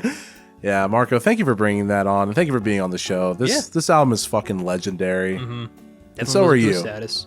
Fuck yeah, Marco. Matt, what is your number 6? God. Just outside the top 5. I am so excited to talk about this album again. Yeah. Because this album, I love when like I try an artist and I'm like, I don't really get them. Yeah. And then I listen to one like thing of theirs and I'm like, oh, I get it. Yeah. And that for me was achieved by Fear of Music by Talking Heads. Good stuff, man. When I listened to Once in a Lifetime, or Remain in Light, rather. I do like Once in a Lifetime without the Kermit. I would like to brag.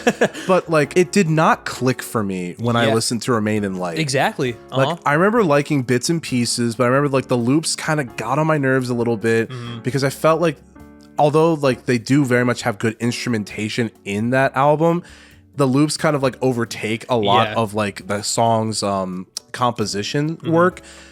Fear of Music is just them wailing and ripping away at their instruments from start to finish. And even though I think there was one track on here that I didn't really like care for, it was Air. Yeah.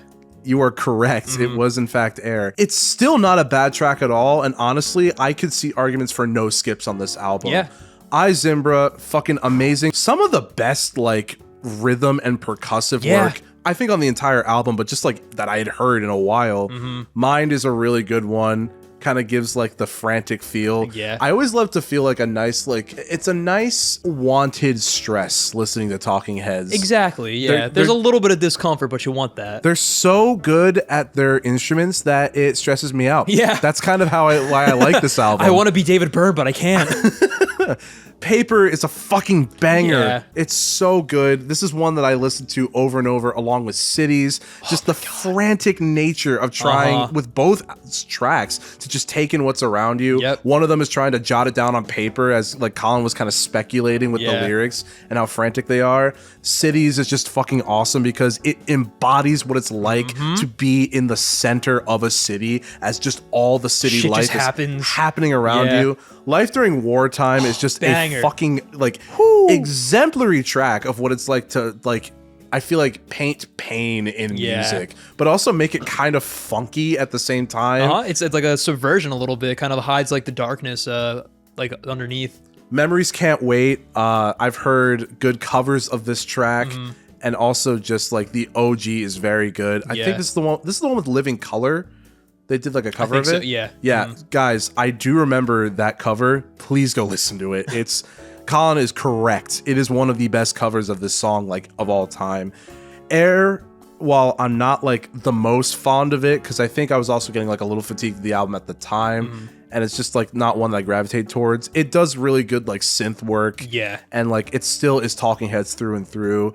Heaven is like one of the best juxtapositions on the album, making it sound like a fucking glam rock track. For real. Which is weird that it's not like out of their style to do either. So it really just shows the range of versatility of the band.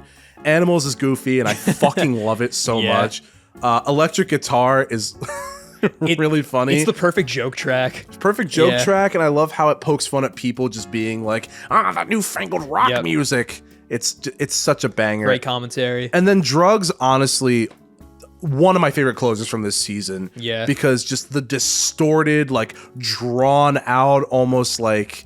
Did I also compare this track? I know they have a track on Remain in Light that they tried to emulate Unknown Pleasures and Joy Division without hearing them. This one was also very much in that vein for me. And I love how fucking doomy and fucking like, God, just it feels like you're on drugs. Especially the way that it kind of like slowly climbs and it tries to gain like momentum in the song. It's this album with each individual track just knows how to set the vibe in such a way that you didn't even know could be set for the type of instrumentation that they do. And honestly, almost made it in the top 5. Hell yeah. Thank you, Colin, for honestly giving me an album that got me into Talking Heads, because I felt like I was close with Remain in Light, but this is what kind of made me teeter over the edge. Because it's fantastic. Nah, I get that, man, and I definitely prefer it more than Remain in Light. Like, I feel like it's just a lot more accessible, and like the higher moments kind of are higher for me. I would agree. But I'll say my opinions for when I get there. Because for my number 6, I have Yankee Hotel Foxtrot by Wilco, sitting at another solid A tier. I think this is easily like one of the best indie albums from the 2000s. Definitely lives up to its iconic status through a lot of really great emotional beats, as well as just really chill, laid back, and impressive instrumentals and such a cozy sounding production style. I'm Trying to Break Your Heart is a fucking gutting opener. Jeff Tweedy is just a very captivating frontman as he just kind of very rawly just explains his emotions and just kind of goes through all these like different lyrical stanzas of just like, you know, trials and tribulations of being in a relationship. I think Camera's an excellent follow-up. I need a camera. That really kind of showcases like the main kind of sound of this album perfectly. Radio Cure is super interesting, and I love the production that's used on it as well to really kind of bolster the concept of the track with like the different kind of like synth elements in there to really kind of embody like a radio station. War on War is a really cool commentary song. Even though it's super simple, it is very effective, especially with the repetition of the main title. Without a doubt. Jesus Etc. is a banger. Regular those listen fucking for strings. me. Regular listen for me. I don't blame you, man. It sounds phenomenal. It sounds almost like a musical track in the way that it's like presented, and like its commentary on religion is really cool too, without being like super like cynical or on the nose. Heavy Metal Drummer is one of my favorite tracks by Wilco.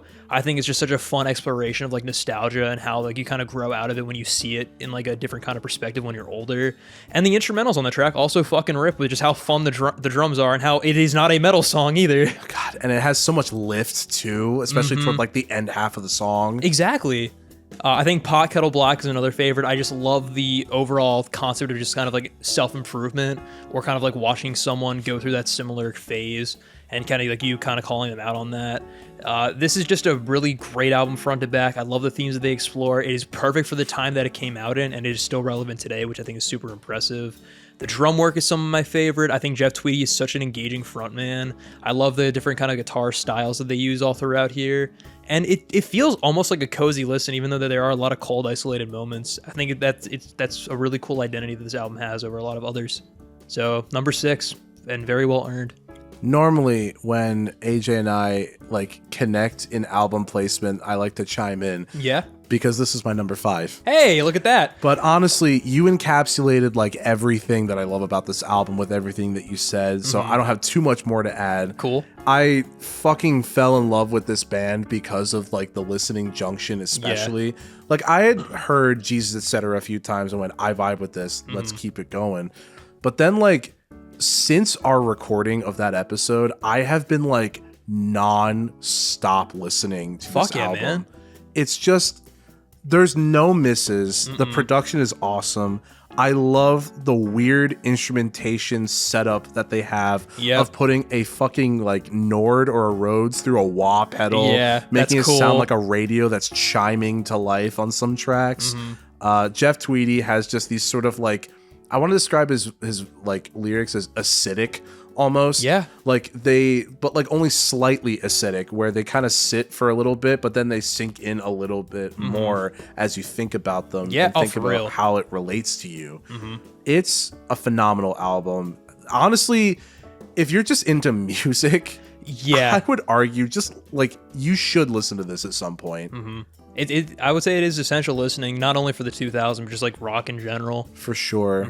Yankee Hotel Foxtrot, banger of an album, and I think you said everything I wanted to say perfectly. Fuck yeah.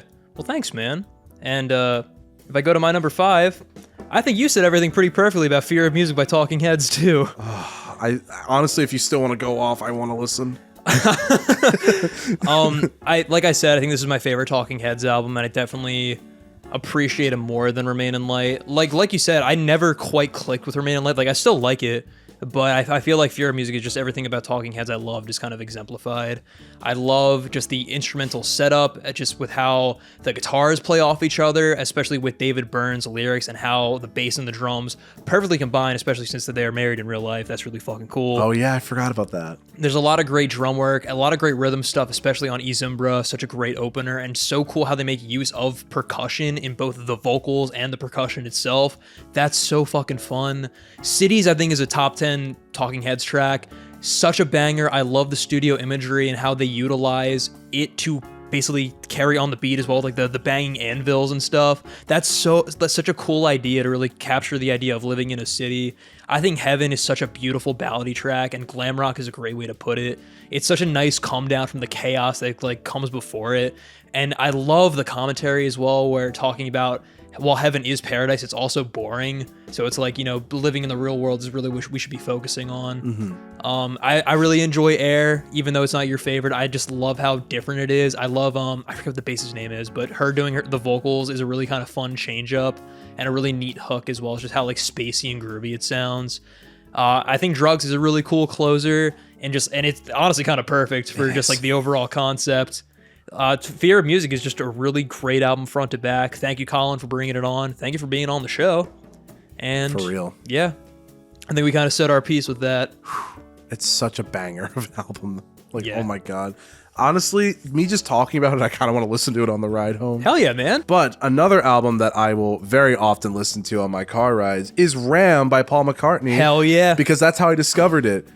Oh shit. What I fucking love about this album is whenever we decided to record that episode, I had another album in mind, and then I was like, "That's right. Oh man, this album is always being recommended to me. Let me give it a try." And my mind honestly was just fucking blown, and that's why Ram by Paul McCartney is at number 4. You said a lot of things best about it. I fucking love pretty much every track on this album. The whole Ram on theme is so quirky and cutesy, but it works well in the weird, kind of stripped back production it has. I like how homey it feels, and how much of a feel good album it is. For real. Because I feel like a lot of that positivity is Paul trying to cope with huge life changes, My interest was piqued, especially learning more about this album. Yeah. Especially since people were saying it was one of the worst I know solo career albums of all time. And it's still kind of, I think, because of all those damaging reviews, gets held in this weird space in terms of the Beatles solo career stuff. Yeah. And while I do think Wings, they have decent records, obviously, Ram by Paul McCartney is just special because it almost feels very prototypical of where indie music would go. Exactly. And God, just banger after banger. Would you call this bedroom pop, Matt? Low key, yeah. Yeah. It's proto bedroom pop. And it almost it feels stripped back, and maybe in some parts a little DIY, but it never feels fatiguing. No. Maybe except on Monkberry Moon Delight. That just it goes on for 5 minutes, but a song about milk. Yeah.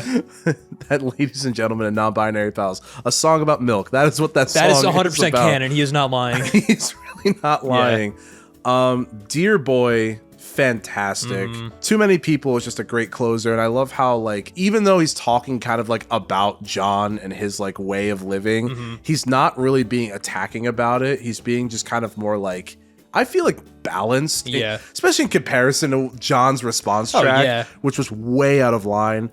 3 Legs is goofy, but I love it anyway. It's about a fucking dog with 3 legs. Exactly. What more can you ask for? Dude, that's fucking rad. It is honestly rad. Uncle Albert and Admiral Halsey, I think, are just fucking 2 amazing song ideas that are brought into one track space, and I think just really rounds itself out well in its composition, because it feels like a composition. I feel the Hands Across the Water, the chorus, I feel that really embodies the spirit of Ram. Yeah, where it's so whimsical but so comforting to listen to.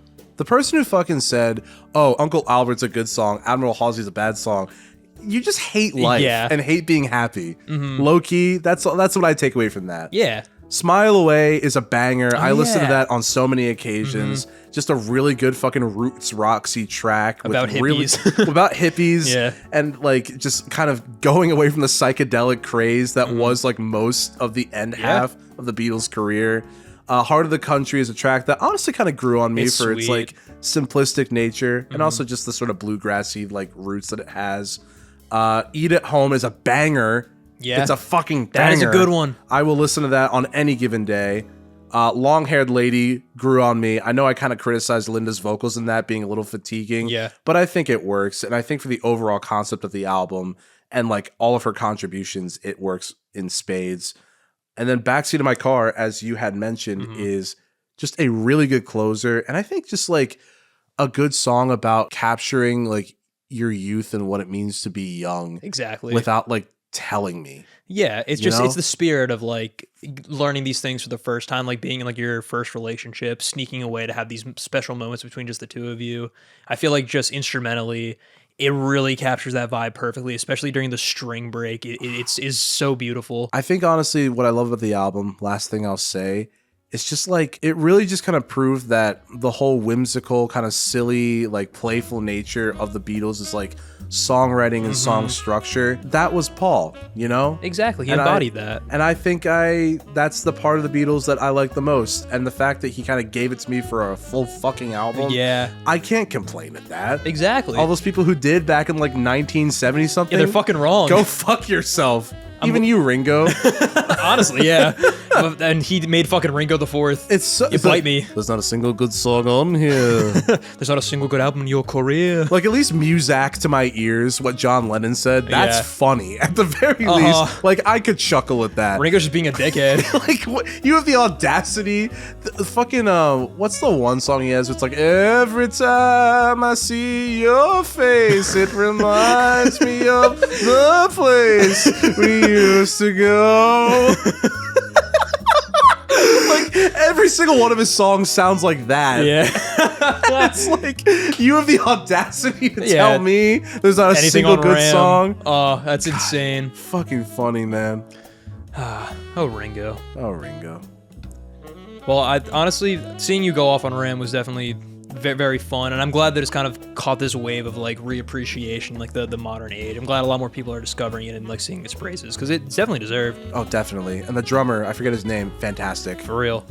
But another album deserving of praise is my number 4, one you've already talked about, and that is Juju by Susie and the Banshees. It's very good. I was so excited to talk about this for the Halloween episode. I felt like it embodied the theme perfectly, and it's just such a great introduction to goth rock and like punk as well. Like, there are no skips on this album whatsoever. No. Spellbound is such a fantastic opener. Like you said, it really captures just the feelings of being in a new relationship and kind of the uncertainty that kind of comes with it, but also like getting lost in that kind of like that feeling of just being in something new. Susie's vocals are phenomenal all throughout. She is such a great frontwoman, and I love the different kind of identity she takes on for different tracks, whether it's a lot more dark and mysterious on like Night Shift, or it's a little more ethereal like on Into the Light. She definitely plays each part perfectly and makes it so every single track has its own unique identity. The guitar work is fucking bonkers all across this album. Every single fucking solo shreds, every main melody is incredible. Same thing with the drums, with how fucking fast they're flying around the toms and how groovy and like dishearteningly like grungy the bass work is. Everyone comes together perfectly to make such a uniquely dark but banger fucking album from front to back. I also love the lyrical concepts and stories they tell on this album so goddamn much. They are perfectly macabre and dark. Like Night Shift is such a fucking banger. I love like the overall concept of like this like group of like prostitutes who like know of this like notorious serial killer and like be wary of the night shift for you maybe his next victim. Like that's badass. That's like old fashioned. I love that. Monitor, like you mentioned, is also a really just fucking creepy track about just like these overseers like seeing all this heinous shit going on in the world but not doing anything about it, which is still very fucking relevant today. Oh yeah. Halloween, even though it doesn't have like these darker themes, is such a really cool exploration, again, of like nostalgia. Yeah. And kind of like how you can never kind of relive these feelings you got as a kid, but you can still kind of reminisce on those memories and like be able to kind of live in like a different kind of perspective on that holiday. Arabian Nights is a fantastic, like one of their most well-known songs for a great reason, with great commentary and great musical accoutrement to kind of like to coincide with it. Sit in My Heart, even though it's not a favorite, I still really like a lot. I think Voodoo Dolly is such a dark, creepy closer that perfectly encapsulates all like the musical stylings of this album. And Into the Light is just a really great follow-up to the opener that is really just a nice kind of change of pace with this different kind of ethereal, lighter musical motifs.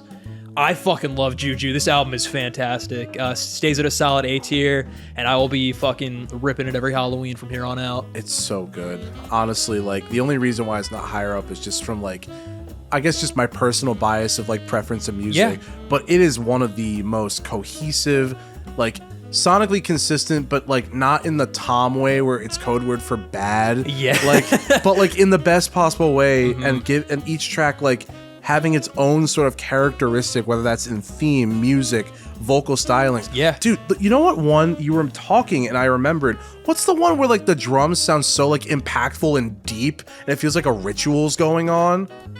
Oh, fuck. It almost sounds like timpanis. Yeah. That song, like, I don't know why, as you were getting so like hype about it, it started like, I remember like liking it in my brain. I was like, holy shit, what was that one called? Is it in Spellbound or is it a different track? I feel like it's later in like the track list. I Might be don't know. Monitor. I feel like it might have been Voodoo Dolly. Voodoo Dolly, yeah. That's also fair. There's like a moment where like the fucking drums sound like so big and spacious. Almost like the fucking like Friends on the Other Side by like from Princess and the Frog. Gosh, okay. Yeah. Okay. No, it's just, I fucking love the way that like it sounds so like wicked and like. Yeah. Like the fact that the instrumentals just also carry on this like ambiance is so intoxicating. Like if you haven't listened to this album, it's not a long listen. It's like I mentioned, it's perfect for Halloween. It's perfect for any season of the year, really. And if you want to get into goth rock, start with this album. It's so palatable. So my top 3. Here we are. 2 of them, I imagine we're going to be talking about. Yeah, pretty concurrently. Yeah. But before I get into my number 3, I would like to just say, first time this has ever happened, amidst the recording, my number 2 and my number 1 have switched. Oh shit! While we were talking? Damn. Because, god damn, these last 3 albums, they're good. Fucking bangers. Yeah. Well, one of them definitely more to me than to you, but oh my god. My number 3 is Never Forever by Kate Bush.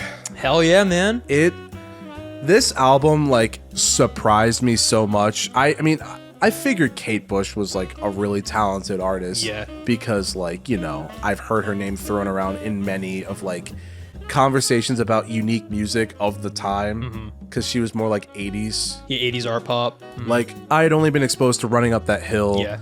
And I was just like, oh, okay. Like, this is an interesting song. Like, it's good. Like, I don't know. Stranger Things, I guess. Ooh. But like, hearing her just absolutely go the fuck off on like so many of these tracks. Oh my god, man. Like, fucking Army Dreamers. The concept is chilling. Yeah. The stereo studio imagery, like, it sends a chill down your spine. What are some other tracks on here? Oh my god. The Wedding List? The Wedding List is a fucking banger about a fucking hit woman who's killing all these fucking people. For killing her husband. Such a good revenge story. A week or 2 prior to that, I was watching Kill Bill, the uncut version, dude. and I was like, this is the coolest shit I've ever heard. Babushka is like probably one of my favorite 80s songs right now. Good of shit, this man. point. Word. It's so catchy, and I love the concept of her just trying to trick her husband by like catfishing him. Exactly. Essentially, Kate Bush catfished before catfishing was a thing. Catfish. Yep. There we go. Thank you.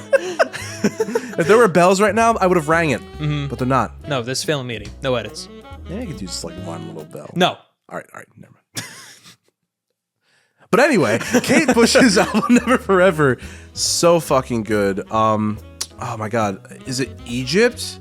Yeah, Egypt. That song, like, I think I had mentioned how much I love the way the synths just sort of like capture the sort of like generalized vibe of Egypt without like one appropriating too bad, especially given it's the 80s. Yeah. Kind of like that same, almost like in an Arabian Nights like situation, like it feels like they weren't like really appropriating or like generalizing like in like too offensive of a way. Yeah, it was more kind of paying homage to the style. No, exactly. And like, but they use the musicality and their instrument setup to perfectly capture and set the vibe. Yeah. And even though Egypt is one of the more different sounding songs like on this record, it definitely stood out to me of like, holy shit, like she's really, really tonally consistent. Yeah, man. And I can really fuck with that. What are some other tracks that I really like? The Violin. Violin is just a fucking banger of like a rock song that is focused on violin being at like the center of it all. Oh, I fucking love it. her vocal delivery is also phenomenal. It's like a punk song, which is so fucking rad. And the violin doesn't even sound like the most polished either, but No. it like weaves through the track so fucking well. Delius and Blow Away are fucking odd, but I love them. There was like kind of a Ween-ish vibe there for sure. Yeah, especially on Delius. The raw da da. The Infant Kiss might be the only one where I'm like, I don't really know about. Like, should I like this? Should I not like this? But it's not bad by any means. It's just kind of like it's a weird, yeah, it's strange. And then Breathing, I think, has to be like one of the most like suffocating closers of all time, despite the studio imagery being very spacious. Yeah. There's just so much to admire on here. If you're like looking to get a little weird for like the 80s, dive into a bit of that. And I think me listening to this album has recommended me a ton of Bjork. Oh, nice. Which I'm finding out that I really fucking like Bjork. Good shit. Army of Me, banger. But in terms of Kate Bush, I knew I couldn't put her lower than like top 5. I'm glad you liked it so much, man. Oh my god, yeah. I've torn through this album like at least 10 times since that episode. Fuck yeah, that makes me really happy. It's phenomenal. She's one of my goats, so I'm glad to see her this high. That's why she's the GOAT! The GOAT! But I guess for my first album in the top 3, I have Together Through Time by Twerp. Oh, fuck yeah, okay. At another solid A tier. I guess a little lower than you expected, huh? I guess, yeah. No, I would have expected to be a little higher. I feel like just in terms of like the last 2 albums I'll speak about, they're just like, the quality's kind of like hard to beat, because even though like I love Twerp, they are like an internet kind of indie band, so there's only like a ceiling they're gonna hit. But I still love Together Through Time. I have so much nostalgia for them as an artist as well as this album. I feel like this is them at their peak. Gotcha.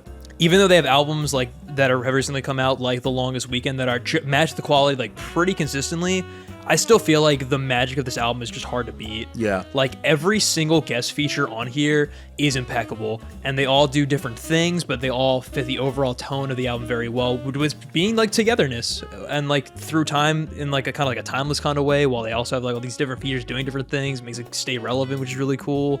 Every instrumentalist is doing fantastic. Like Lord Phobos has some sick fucking shredding guitar solos. Oh, so good. Commander Miyauchi's bass work is just so fucking groovy and holds down every track perfectly.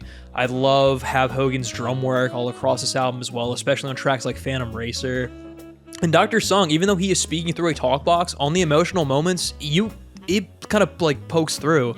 It breaks through like that barrier of like music. It's you can hear the emotions through like the digitization, which is really impressive, especially on tracks like Pets, which is like one of the only tracks that can make me cry. Oh yeah. Like it's so fucking sad, but it's so beautiful of just like reconciling with like the loss of a pet, but like knowing that you'll see them again and like that you were there like their whole life, which is just really sweet. Phantom Racer is such a fucking banger. Excellent feature from the Proto Men leading the vocal charge. And Aaron Hansen. I forgot about him doing his little cameo as the race announcer. This is such a great track to run to. It's also just such a banger to get you hype up. It's such a cool reference to the 80s movie Wraith. Synthesizer is a super iconic track in the Twerp's discography, and a really cool homage to just the synthesizer as an instrument, while also having the double entendre of like making the perfect kind of girlfriend. Life Party is just a really kind of sweet song about togetherness that I feel like can always be relevant for when you're feeling down. I love Take Care of You, like you said as well, Matt. Lydia Persaud is a great fucking feature that pops up here and there in Twerp's discography. I think this is her best feature as well. Just kind of a really sweet love song about just taking care of each other and like a mutual healthy relationship. Oh yeah. Tactile Sensation, even though we're the biggest fan of this one, I still love quite a bit. I see why. Planet Booty's just fun. I feel like it's a really cool kind of funky sex jam that Twerp can do. They do it better on other albums, but I feel like it's still fun here. Disco Volante and Our Forefathers are cool instrumental tracks that really kind of like bring things, like keep it like different, keep everything moving, nice interludes. I forgot about Forefathers. That is a really good instrumental. They got good stuff, man. Starlight Brigade, I think, is one of their best songs ever, especially combined with the music video. I think it kind of encapsulates the band's like mantra perfectly. Like, it's such a captivating story, and Dan Avidan is always the highlight on a Twerp album, and here is like some of his best work that he's ever done. I think The Perfect Product is a fun little skit track with JP Incorporated, who's also another kind of frequent collaborator. Strike a Pose is kind of silly, but I think it's also really sweet and wholesome and just perfect 80s cheese, which I think is a great point at this point in the album. Not the biggest fan of Maximum Thrust, but I still like it, and I think Feels Pretty Good is the perfect closer for this, especially as the waves kind of come in to really encapsulate the album cover as well. Together Through Time, I think perfectly just encapsulates the title of just being together with all these like collaborators and like each song sounding kind of timeless in their own way, even if it is like very twerp sounding. Very important album for me in terms of discovering new music and just like my love of twerp. So I'm very happy we got to discuss it on the show, and I'm glad that it's got this high at number 3. Honestly, like the fact that it's in both of our top 10s, it really just shows how fucking tight of a band they are. I know. And how like you could probably find just something to enjoy from every single one of their tracks on this album and maybe in their discography. Exactly. They got good shit all around. I still gotta listen to Digital Nightmare. I think you'll like it. I don't know. I like it less than Longest Weekend, but it's still top 5. Quite enjoy. AJ, I think your number 2 is my number 1. I think so too. Is your number 2 White Pony by Deftones? Or, sorry, is your number 1 White Pony by Deftones? It is. All right. But before I talk about it, I need to talk about Cross by Justice. All right, Matt, go off. And I am also going to talk about why, amidst this recording, it switched. Oh, shit. That's right. Cross by Justice, when I had written my list, was actually my number 1. But honestly, upon some further reflection, and I guess also kind of in the wake of talking about musical renaissances and like finding things that I like, I knew that I liked this album. The later album, like the one after this, in a moment I guess we can talk about, I didn't know that I would like an album like that, and that's why it switched, because it's kind of getting me into a vein of music through, like, finally, because I've been trying so hard to get into metal. It's getting me into a vein of music that I thought was very inaccessible to me, and now I feel like I'm kind of going down a new avenue musically, and it's making me feel a lot less stagnant in my listening. Hell yeah, man. So I'm very happy about that. But about Cross by Justice, I gotta say, this album, I mean, if you guys didn't think it was gonna be in my top 10, you were absolutely clowning, without a doubt. Like, gotta be honest, part of the reason why it's also not number 1 is because at least the Deftones album ends its album really well. You know what I mean? The last 2 tracks on Cross by Justice, I've talked many times about how I don't like very much. Waters of Nazareth is just kind of like, And 1 Minute to Midnight is also just and too loud and too chaotic for me. But honestly, the rest of the album, I think, is like perfect. They should have ended with Waters of Nazareth, and I would have been less angry about it. Exactly. But like, fucking Genesis is just such an amazing, like, cinematic and like, I don't even know how to describe it, intense opener, ominous. I love how they use the orchestral motif and like blend it with disco, and they make it like so well known with this track that that's what you're in for. Let There Be Light is a callous second track, but I personally believe in like the best possible way. It's harsh on the ears, but the musical moments that happen are actually like really cool, and the way it builds, especially with the bass work, I feel like it's just so admirable. DANCE, I only don't like it because it's overplayed and people only talk about it when it comes to Justice, even though they have so many fucking good songs in their discography. This is a great song, but I'm just salty on that front. It is an amazing song and an amazing tribute to Michael Jackson. And I think, honestly, like, the kids who are, like, almost able to sing kind of make the song in, like, kind of like a nursery rhyme kind of way. New Jack is just fresh. I love the way it sounds. It's crisp as hell. It was one that I didn't like very much when I would listen to it in the past, but over time, the more I would listen to this album in my adulthood, aka right now, I would come to enjoy it like in all of its stages, especially once like the strings set in. That sample fucking rips. It's incredible. Phantom 1 and 2 should be one song. I like what happens in both of the songs. If they made it just like one giant song, we would have probably had a better time. They don't really change too much. They just gotta take one melody and then like flip it a little bit. But it's like, just, you do longer songs later on in your discography. You could have just made this, if you had like one, I guess fucking like 7-minute song. That's not the worst thing. We would have been fine. It would be the same runtime, essentially. Maybe they were just kind of worried about that on their debut. But I don't know. Live and learn. Sonic the Hedgehog. Yeah, exactly. That's who I live by every single day. But honestly, though, like, it's just a really good usage of micro samples all across the album. Valentine is creepy and I love it. It's such a weird, like, different sonic palette compared to the rest of the album.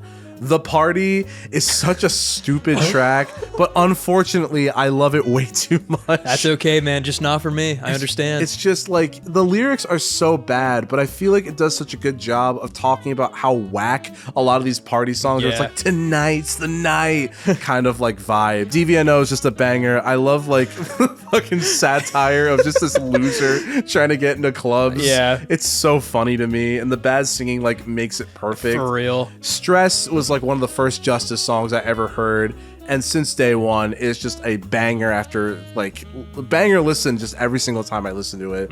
I think honestly it surprised me when this album was in the 1001 albums to listen to before you die, and I think if I'm being real, like it deserves its accolades, at least for the majority of the album, because honestly the work on micro sampling, honestly some of the like just the bass work and like more traditional music moments and instrument moments on the album really just push it a step further than a lot of other things that were out at the time. Yeah. And I think the fact that they're so aggressive in their music styling sets that apart from Daft Punk so much that I feel like people need to, one, stop comparing it, and two, also just acknowledge how solid of an artist Justice is, because since that episode I have dove into their whole fucking discography, and like I have like a mega playlist of all their songs, including some of their remixes, because their progression, I think, of where they're at musically is one of like the coolest to see of all time. I mean, I think I prefer every album I've listened to since Cross like over this one, like in spades, without a doubt. Yeah.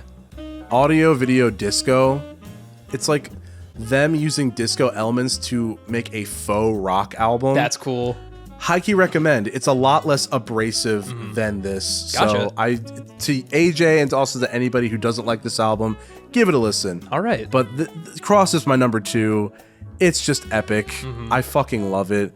Even though the last 2 tracks can go fuck themselves.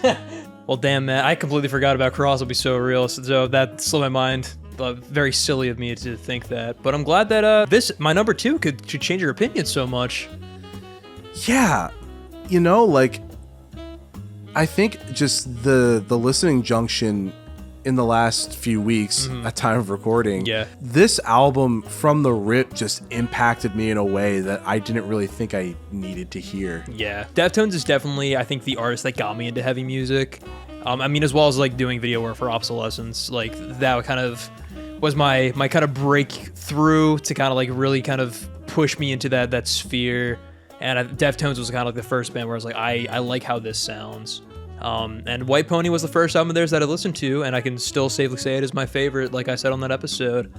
I think just like all the instrumentals just kind of come together to create such like an intoxicating experience that really kind of emulates, I guess, the feeling of being on cocaine. Yeah, in a way. So that's pretty cool. The drum work is like phenomenal all across the board. With so many different kind of cool rhythmic patterns and type signatures that really keep you on your toes and really fit each song's identity perfectly. I love the bass work and the guitar work, especially on the guitar melodies are phenomenal all throughout here. Some nasty ass riffs. Exactly. Like, oh my god. Like fucking Passenger, that shit fucking like rules. And of course Chino, the main man.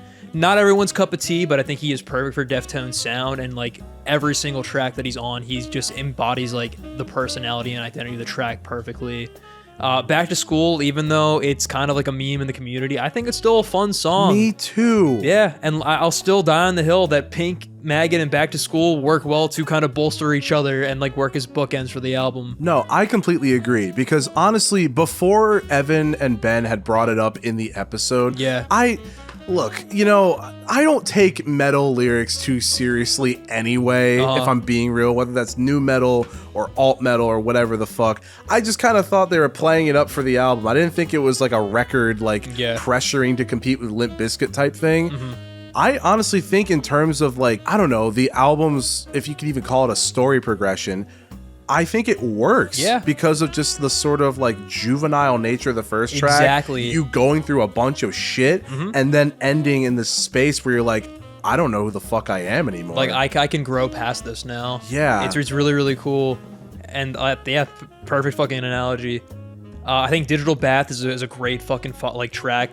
The imagery and like different kind of like song concepts are like really dark, but the instrumentals make them go so fucking hard. Oh my god, yeah, especially on like fucking Prescription Queen. Yeah, dude. That track rips. I love that You're one. my girl, and that's alright. God, that's such a great fucking hook. There's so many great hooks and choruses on here too. Like Streetcar is funny as fuck. But Didn't get it to write it down. Oh, so your good. address. I can't stop listening to it. That's the thing about it. Since we like recorded that episode and like I first listened to the album, I'll literally just throw on one of the songs just at random times in the day. Let it take you away. It's so good. Absolutely. Teenager, I think, is such a gut punch, like emotional moment. Yeah. Even though it is like very simple because it was written when Chino was 15, I feel like the emotions are still palpable and relatable to just like an ending relationship or just like the sense of rejection. Like everyone's gone through that, and like he kind of captures that feeling like beautifully. Knife Party fucking rips, dude. Dude, the way that they probably listened to Dark Side of the Moon and then were just like, oh, we can do like a version of that for our style. Yeah. With the vocalist kind of. Dude. Like, you know, it's a different kind of pain that I feel like the vocalist on like the Dark Side Young track. the Sky. Like that's a type of pain that you can feel in the vocal performance in like one aspect of feeling pain. This one is literally like it sounds like someone vocalizing being like cut open with a knife. We have grief versus like murder. Yeah, it's crazy, man. And it's just done so well. And like here's the other thing too. Some of the songs are longer and they don't feel it. No, like this is an album that's like not on the longer side. It's like 50 minutes, but like it flies fucking by with just how much energy each track has and like how sporadic the instrumentals are, how captivating the vocal performances are. There's just so much to love about every single track on this album. I think Knife Party kind of exemplifies that like to a T. I got chills when I first heard that track. I know, man. Like the fucking the wailing vocals like during the bridge are just like mind-blowing. Passenger with fucking Maynard from Tool is a highlight for me, probably my favorite on the album. I think it's such a nice change of pace on there, and they collaborate, their voices mesh so well together, and like hearing like a Tool Deftones combo is beautiful, like legitimate music to my ears. It's legit like something you don't know you need to hear, but you do. Yeah.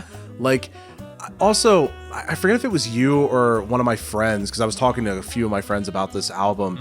Someone had said like this song is just everything that a person can like about Tool and like that kind of style, but in like a Deftones like font almost. Exactly. And I think for real, you wouldn't think it would work so well because their voices are so like different. Yeah. But they work with each other so fucking well. It's the perfect blend of like prog and like alternative metal. I forget what you would call this, like shoegaze, I guess. Yeah, I guess shoegaze. Even though Change in the House of Flies is like one of their best like well-known songs, it's still such a good penultimate track. I love the theme and the message around it, as well as just the vocal performance on the chorus. It's so goddamn powerful, and it sets up the finale perfectly with Pink Maggot. And Pink Maggot is, again, just like the perfect way to close out this album with how emotional it is, with that build up with just like the ambient instrumental and like the high pitched vocals. Yeah. Before we get that triumphant reprise of like well, I guess technically not reprise. Oh. Yeah, but the chorus of the Pink Maggot like lyrics kind of coming back in like such like a triumphant, like steadier like delivery. It's just the perfect way to end off a really good album. Ben said it so fucking well with like Chino wrote his other albums and a lot of his other tracks like prior to this as like I kind of statements. Yeah. I think even some albums after this he would also kind of say like this is about me. He really captured my love of this album by saying like he's writing this like in a like second kind of way. And you do feel so deeply immersed in it that you feel like you went through something. And it is incredible. Like, the first time I heard Knife Party, I had chills running down my spine. Change in the House of Flies, and its message is just fucking remarkable. The true opener, I think it's like Felicita. Sarah? Something like that. We don't have the pronunciation with us. Unfortunately, no. Lost the budget. Yeah, as we're ending or something. But dude, it's just a fucking banger of an album. And I think the fact that it, like, in a way, kind of burst open the door into a genre that I had for years, really, at this point, not really clicked with.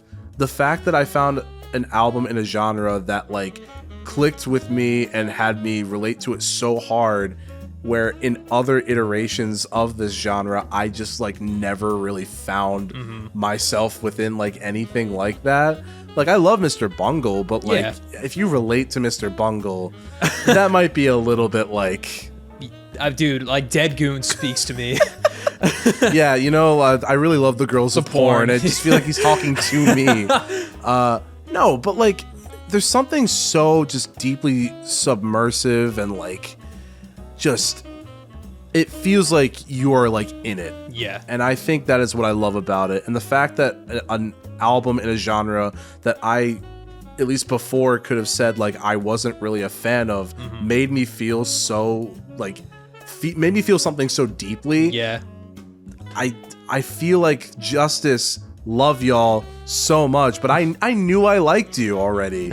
Dude, I knew I liked you. Like, Deftones, what the fuck, man? Yeah, you like cocaine? Dude, I knew I liked you. I've started doing cocaine since this album. My life is going great.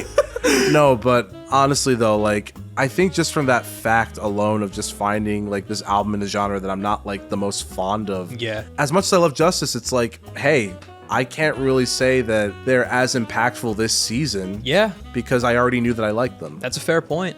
I mean, and that's the beauty of the show, like, just having new discoveries that, like, are outside of your perspective. So that's something I'll be missing while we're on hiatus. That's true, yeah. Yeah. But hey, we have some value, Matt. Including the value of your number one album of this season. My number one album, Matt. Any guesses? You know, I'm thinking that Corey Feldman, all my money's... No, I'm just kidding. Closes up all night. Number one, Never Forever by Kate Bush. Yeah, no doubt it never really moved spots from when I brought it on the show. Possible spoiler, it might be moving down a couple spots on next episode, though. Oh, fuck me. That's crazy. So stay tuned, but even still, I adore this album. This was the album where Kate Bush really clicked for me, because I think I mentioned on the episode, I found out about her work through Mike the Snare's Deep Discog Dive. Oh, okay, yeah. So I checked out Hounds of Love because that was like the recommendation. That's one that you should start with. And I liked it, but it didn't really do much for me.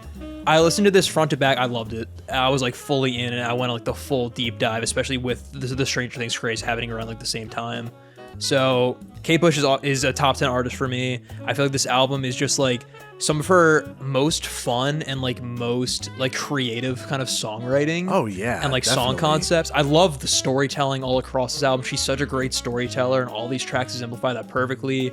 Whether they're more personal, like on Blow Away, or they're more exaggerated, like on The Wedding List, or if they don't even really have any kind of like emotional meaning, like on Violin, but they still fucking rip regardless. Oh yeah, definitely. Babushka is such a phenomenal opener. It's one of her biggest songs for such a great reason. Like you said, I love the story of her catfishing her husband just to prove to herself that she still has like, you know, that je ne sais quoi, this old age, and to prove that like he still has feelings for her and like a dying marriage. The music video also goes hard as fuck for this track, as well as the build up on the drums and like the screeching electric guitars. Delius, I think, is a really cool follow-up to that. Very, very different, but I love the almost kind of like mythological feeling it has. Yeah, and I feel like this is the album cover. I think I mentioned that in the episode, but that weird like thing that's sticking up in the middle. Yeah, that is who's saying that to me. I just imagine his fucking big ass mouth moving. Oh, he's doing the da da da. Yeah. That's it. That's the one. That's the shit right there. You know, his sound even like.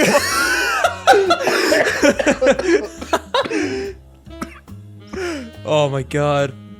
But Delius is really cool. It's a nice kind of calm down with these beautiful, I like string work. I don't know what the instrument is. It's almost like sitar like. I'd have to recall it it's been been a little minute. bit. Even though I have listened to this many times, it's been like a hot Yeah. minute since I've listened to Delius. But it's like very sitar, like it like really just gives this album such like a dreamy kind of feel that feels like otherworldly. Blow Away, I think, is a really sweet track. It's a tribute to one of her like crew members, I believe a lighting technician who died on like her very first like show, which is fucking crazy. I remember you telling me that, yeah. Yeah, but it's a very like sweet kind of track here with like very melancholic themes, as well as like a really interesting kind of vocal hook with the please don't bug me, and like as the piano like accents like her vocal delivery. Sorry, I don't know how he didn't say this in the episode. Please don't bug me. Please don't bug me. It's my very first time. I think All We Ever Look For is a really cool like kind of jaunty like bardcore track. Yeah, Which I dig a lot, especially like the pan flute esque instrumental. It's not a pan flute. I forget what the actual instrument is, but it's like just like such a fun track to capture a vibe of just like medieval times. Egypt, I think you kind of hit on that track perfectly for what makes it great. I fucking adore The Wedding List.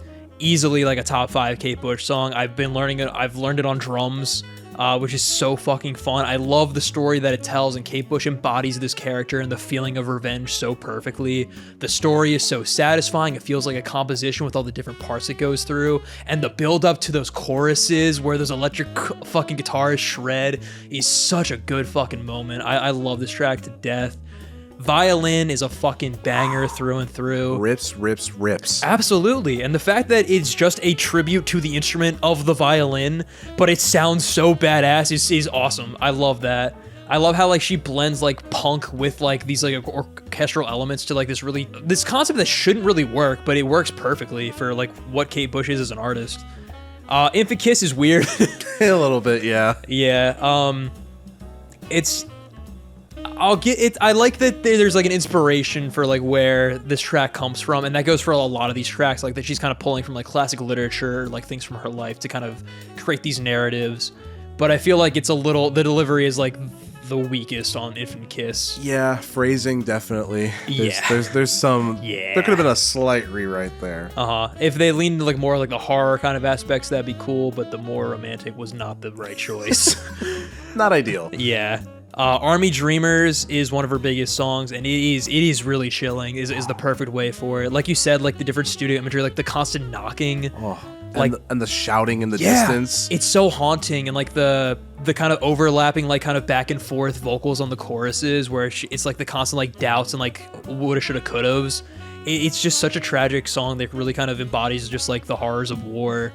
And then Breathing, like one of her biggest songs, such a great closer and perfect for the time of like which it came out. Yeah. Of just like this post-apocalyptic like war-torn world from the perspective like of a fetus and like inside like the womb of a pregnant woman. Like, how do you come up with that shit? No, for real. And like, I guess like, obviously they're amazing in their own two separate ways. I think that's part of the reason why these two are in like my top 3. Yeah. It's because honestly, the song concepts were unlike anything that I think I'd seen previously on like a lot of albums that I've listened to. Mm-hmm. And especially here, it's like you wouldn't think to come up with, because most songs are about like, oh, this person left me, or oh, I'm trying to find this love. Person. I like this person. Yeah, literally. No, she's like being a hit woman. Yeah, about people on the wedding list. She's catfishing her husband. She fucking loves the violin. She fucking loves the violin. She went to Egypt. She did go to Egypt, and there was some bad shit in Egypt. No, but like, it's such a phenomenal album, and like, I still gotta check out more of her discography, but I knew I couldn't I couldn't put it lower than like the top 5. I'm glad you enjoyed it so much though, man. Oh, yeah. Like Kate Bush, like I said, she's a top 10 artist for me. I just love her style of songwriting, as well as just her just unique vocal cadence. Like there's really no one else like her. And I feel like that's really what captivates me when I listen to her music. So you definitely have a really nice, like, solid road ahead of you if you keep going deeper. Word. But I guess that'll do it for our season 4 ranking, man. Yeah, and honestly, I mean, you know, we're gonna go on hiatus, guys, and I think even though it's uncertain of whether or not we'll return, I think it's safe to say that this is the last episode of Family Meeting. Yeah. Which is bittersweet, I will say. Definitely. like, if we do come back, we're probably not going to end up doing family meeting, at least this frequently. Like, yeah, we're trying to streamline some of the process if we do decide to come back. And unfortunately, family meeting did not really make the cut. Nah, because, like, well, for one, it's even though it's fun talking about music very broadly, there are moments where me and AJ are just kind of like, oh, what the fuck do we talk about? Yeah. I think also the amount of times we've had to do family meeting off schedule was kind of draining. Yeah, that's fair. I mean, at time of recording, this is not the most ideal, like, situation. Nah, but hey, honestly, there have been some really good family meetings and some that have apparently impacted some of our viewers. Yeah, like we mentioned on the last family meeting, like the DJ Roswell episode, I'm really happy that so many people have discovered that album through that episode. That's really fucking cool. I loved our concert experience episode. That was so much fun to reminisce about. Like all the stuff where we're just kind of shooting the shit about like any kind of general topic. That's what I'm going to miss about this show. Yeah. But I feel like, you know, moving to the more kind of stable format is just kind of the way to go in the future. And regardless, some time away is definitely going to help, I think, like with our overall opinions of the show and how the show could move forward if we so choose for it to move forward. Yeah, it's time for us to branch off to different things. So stay tuned because we'll be back in different avenues. For sure. But guys, I hope you enjoyed this final episode, I think, of Family Meeting. Thank you so much for listening. My name is Matt Glass. And I'm AJ Tanari. And we will see you next week with a final regular episode of the season. Peace!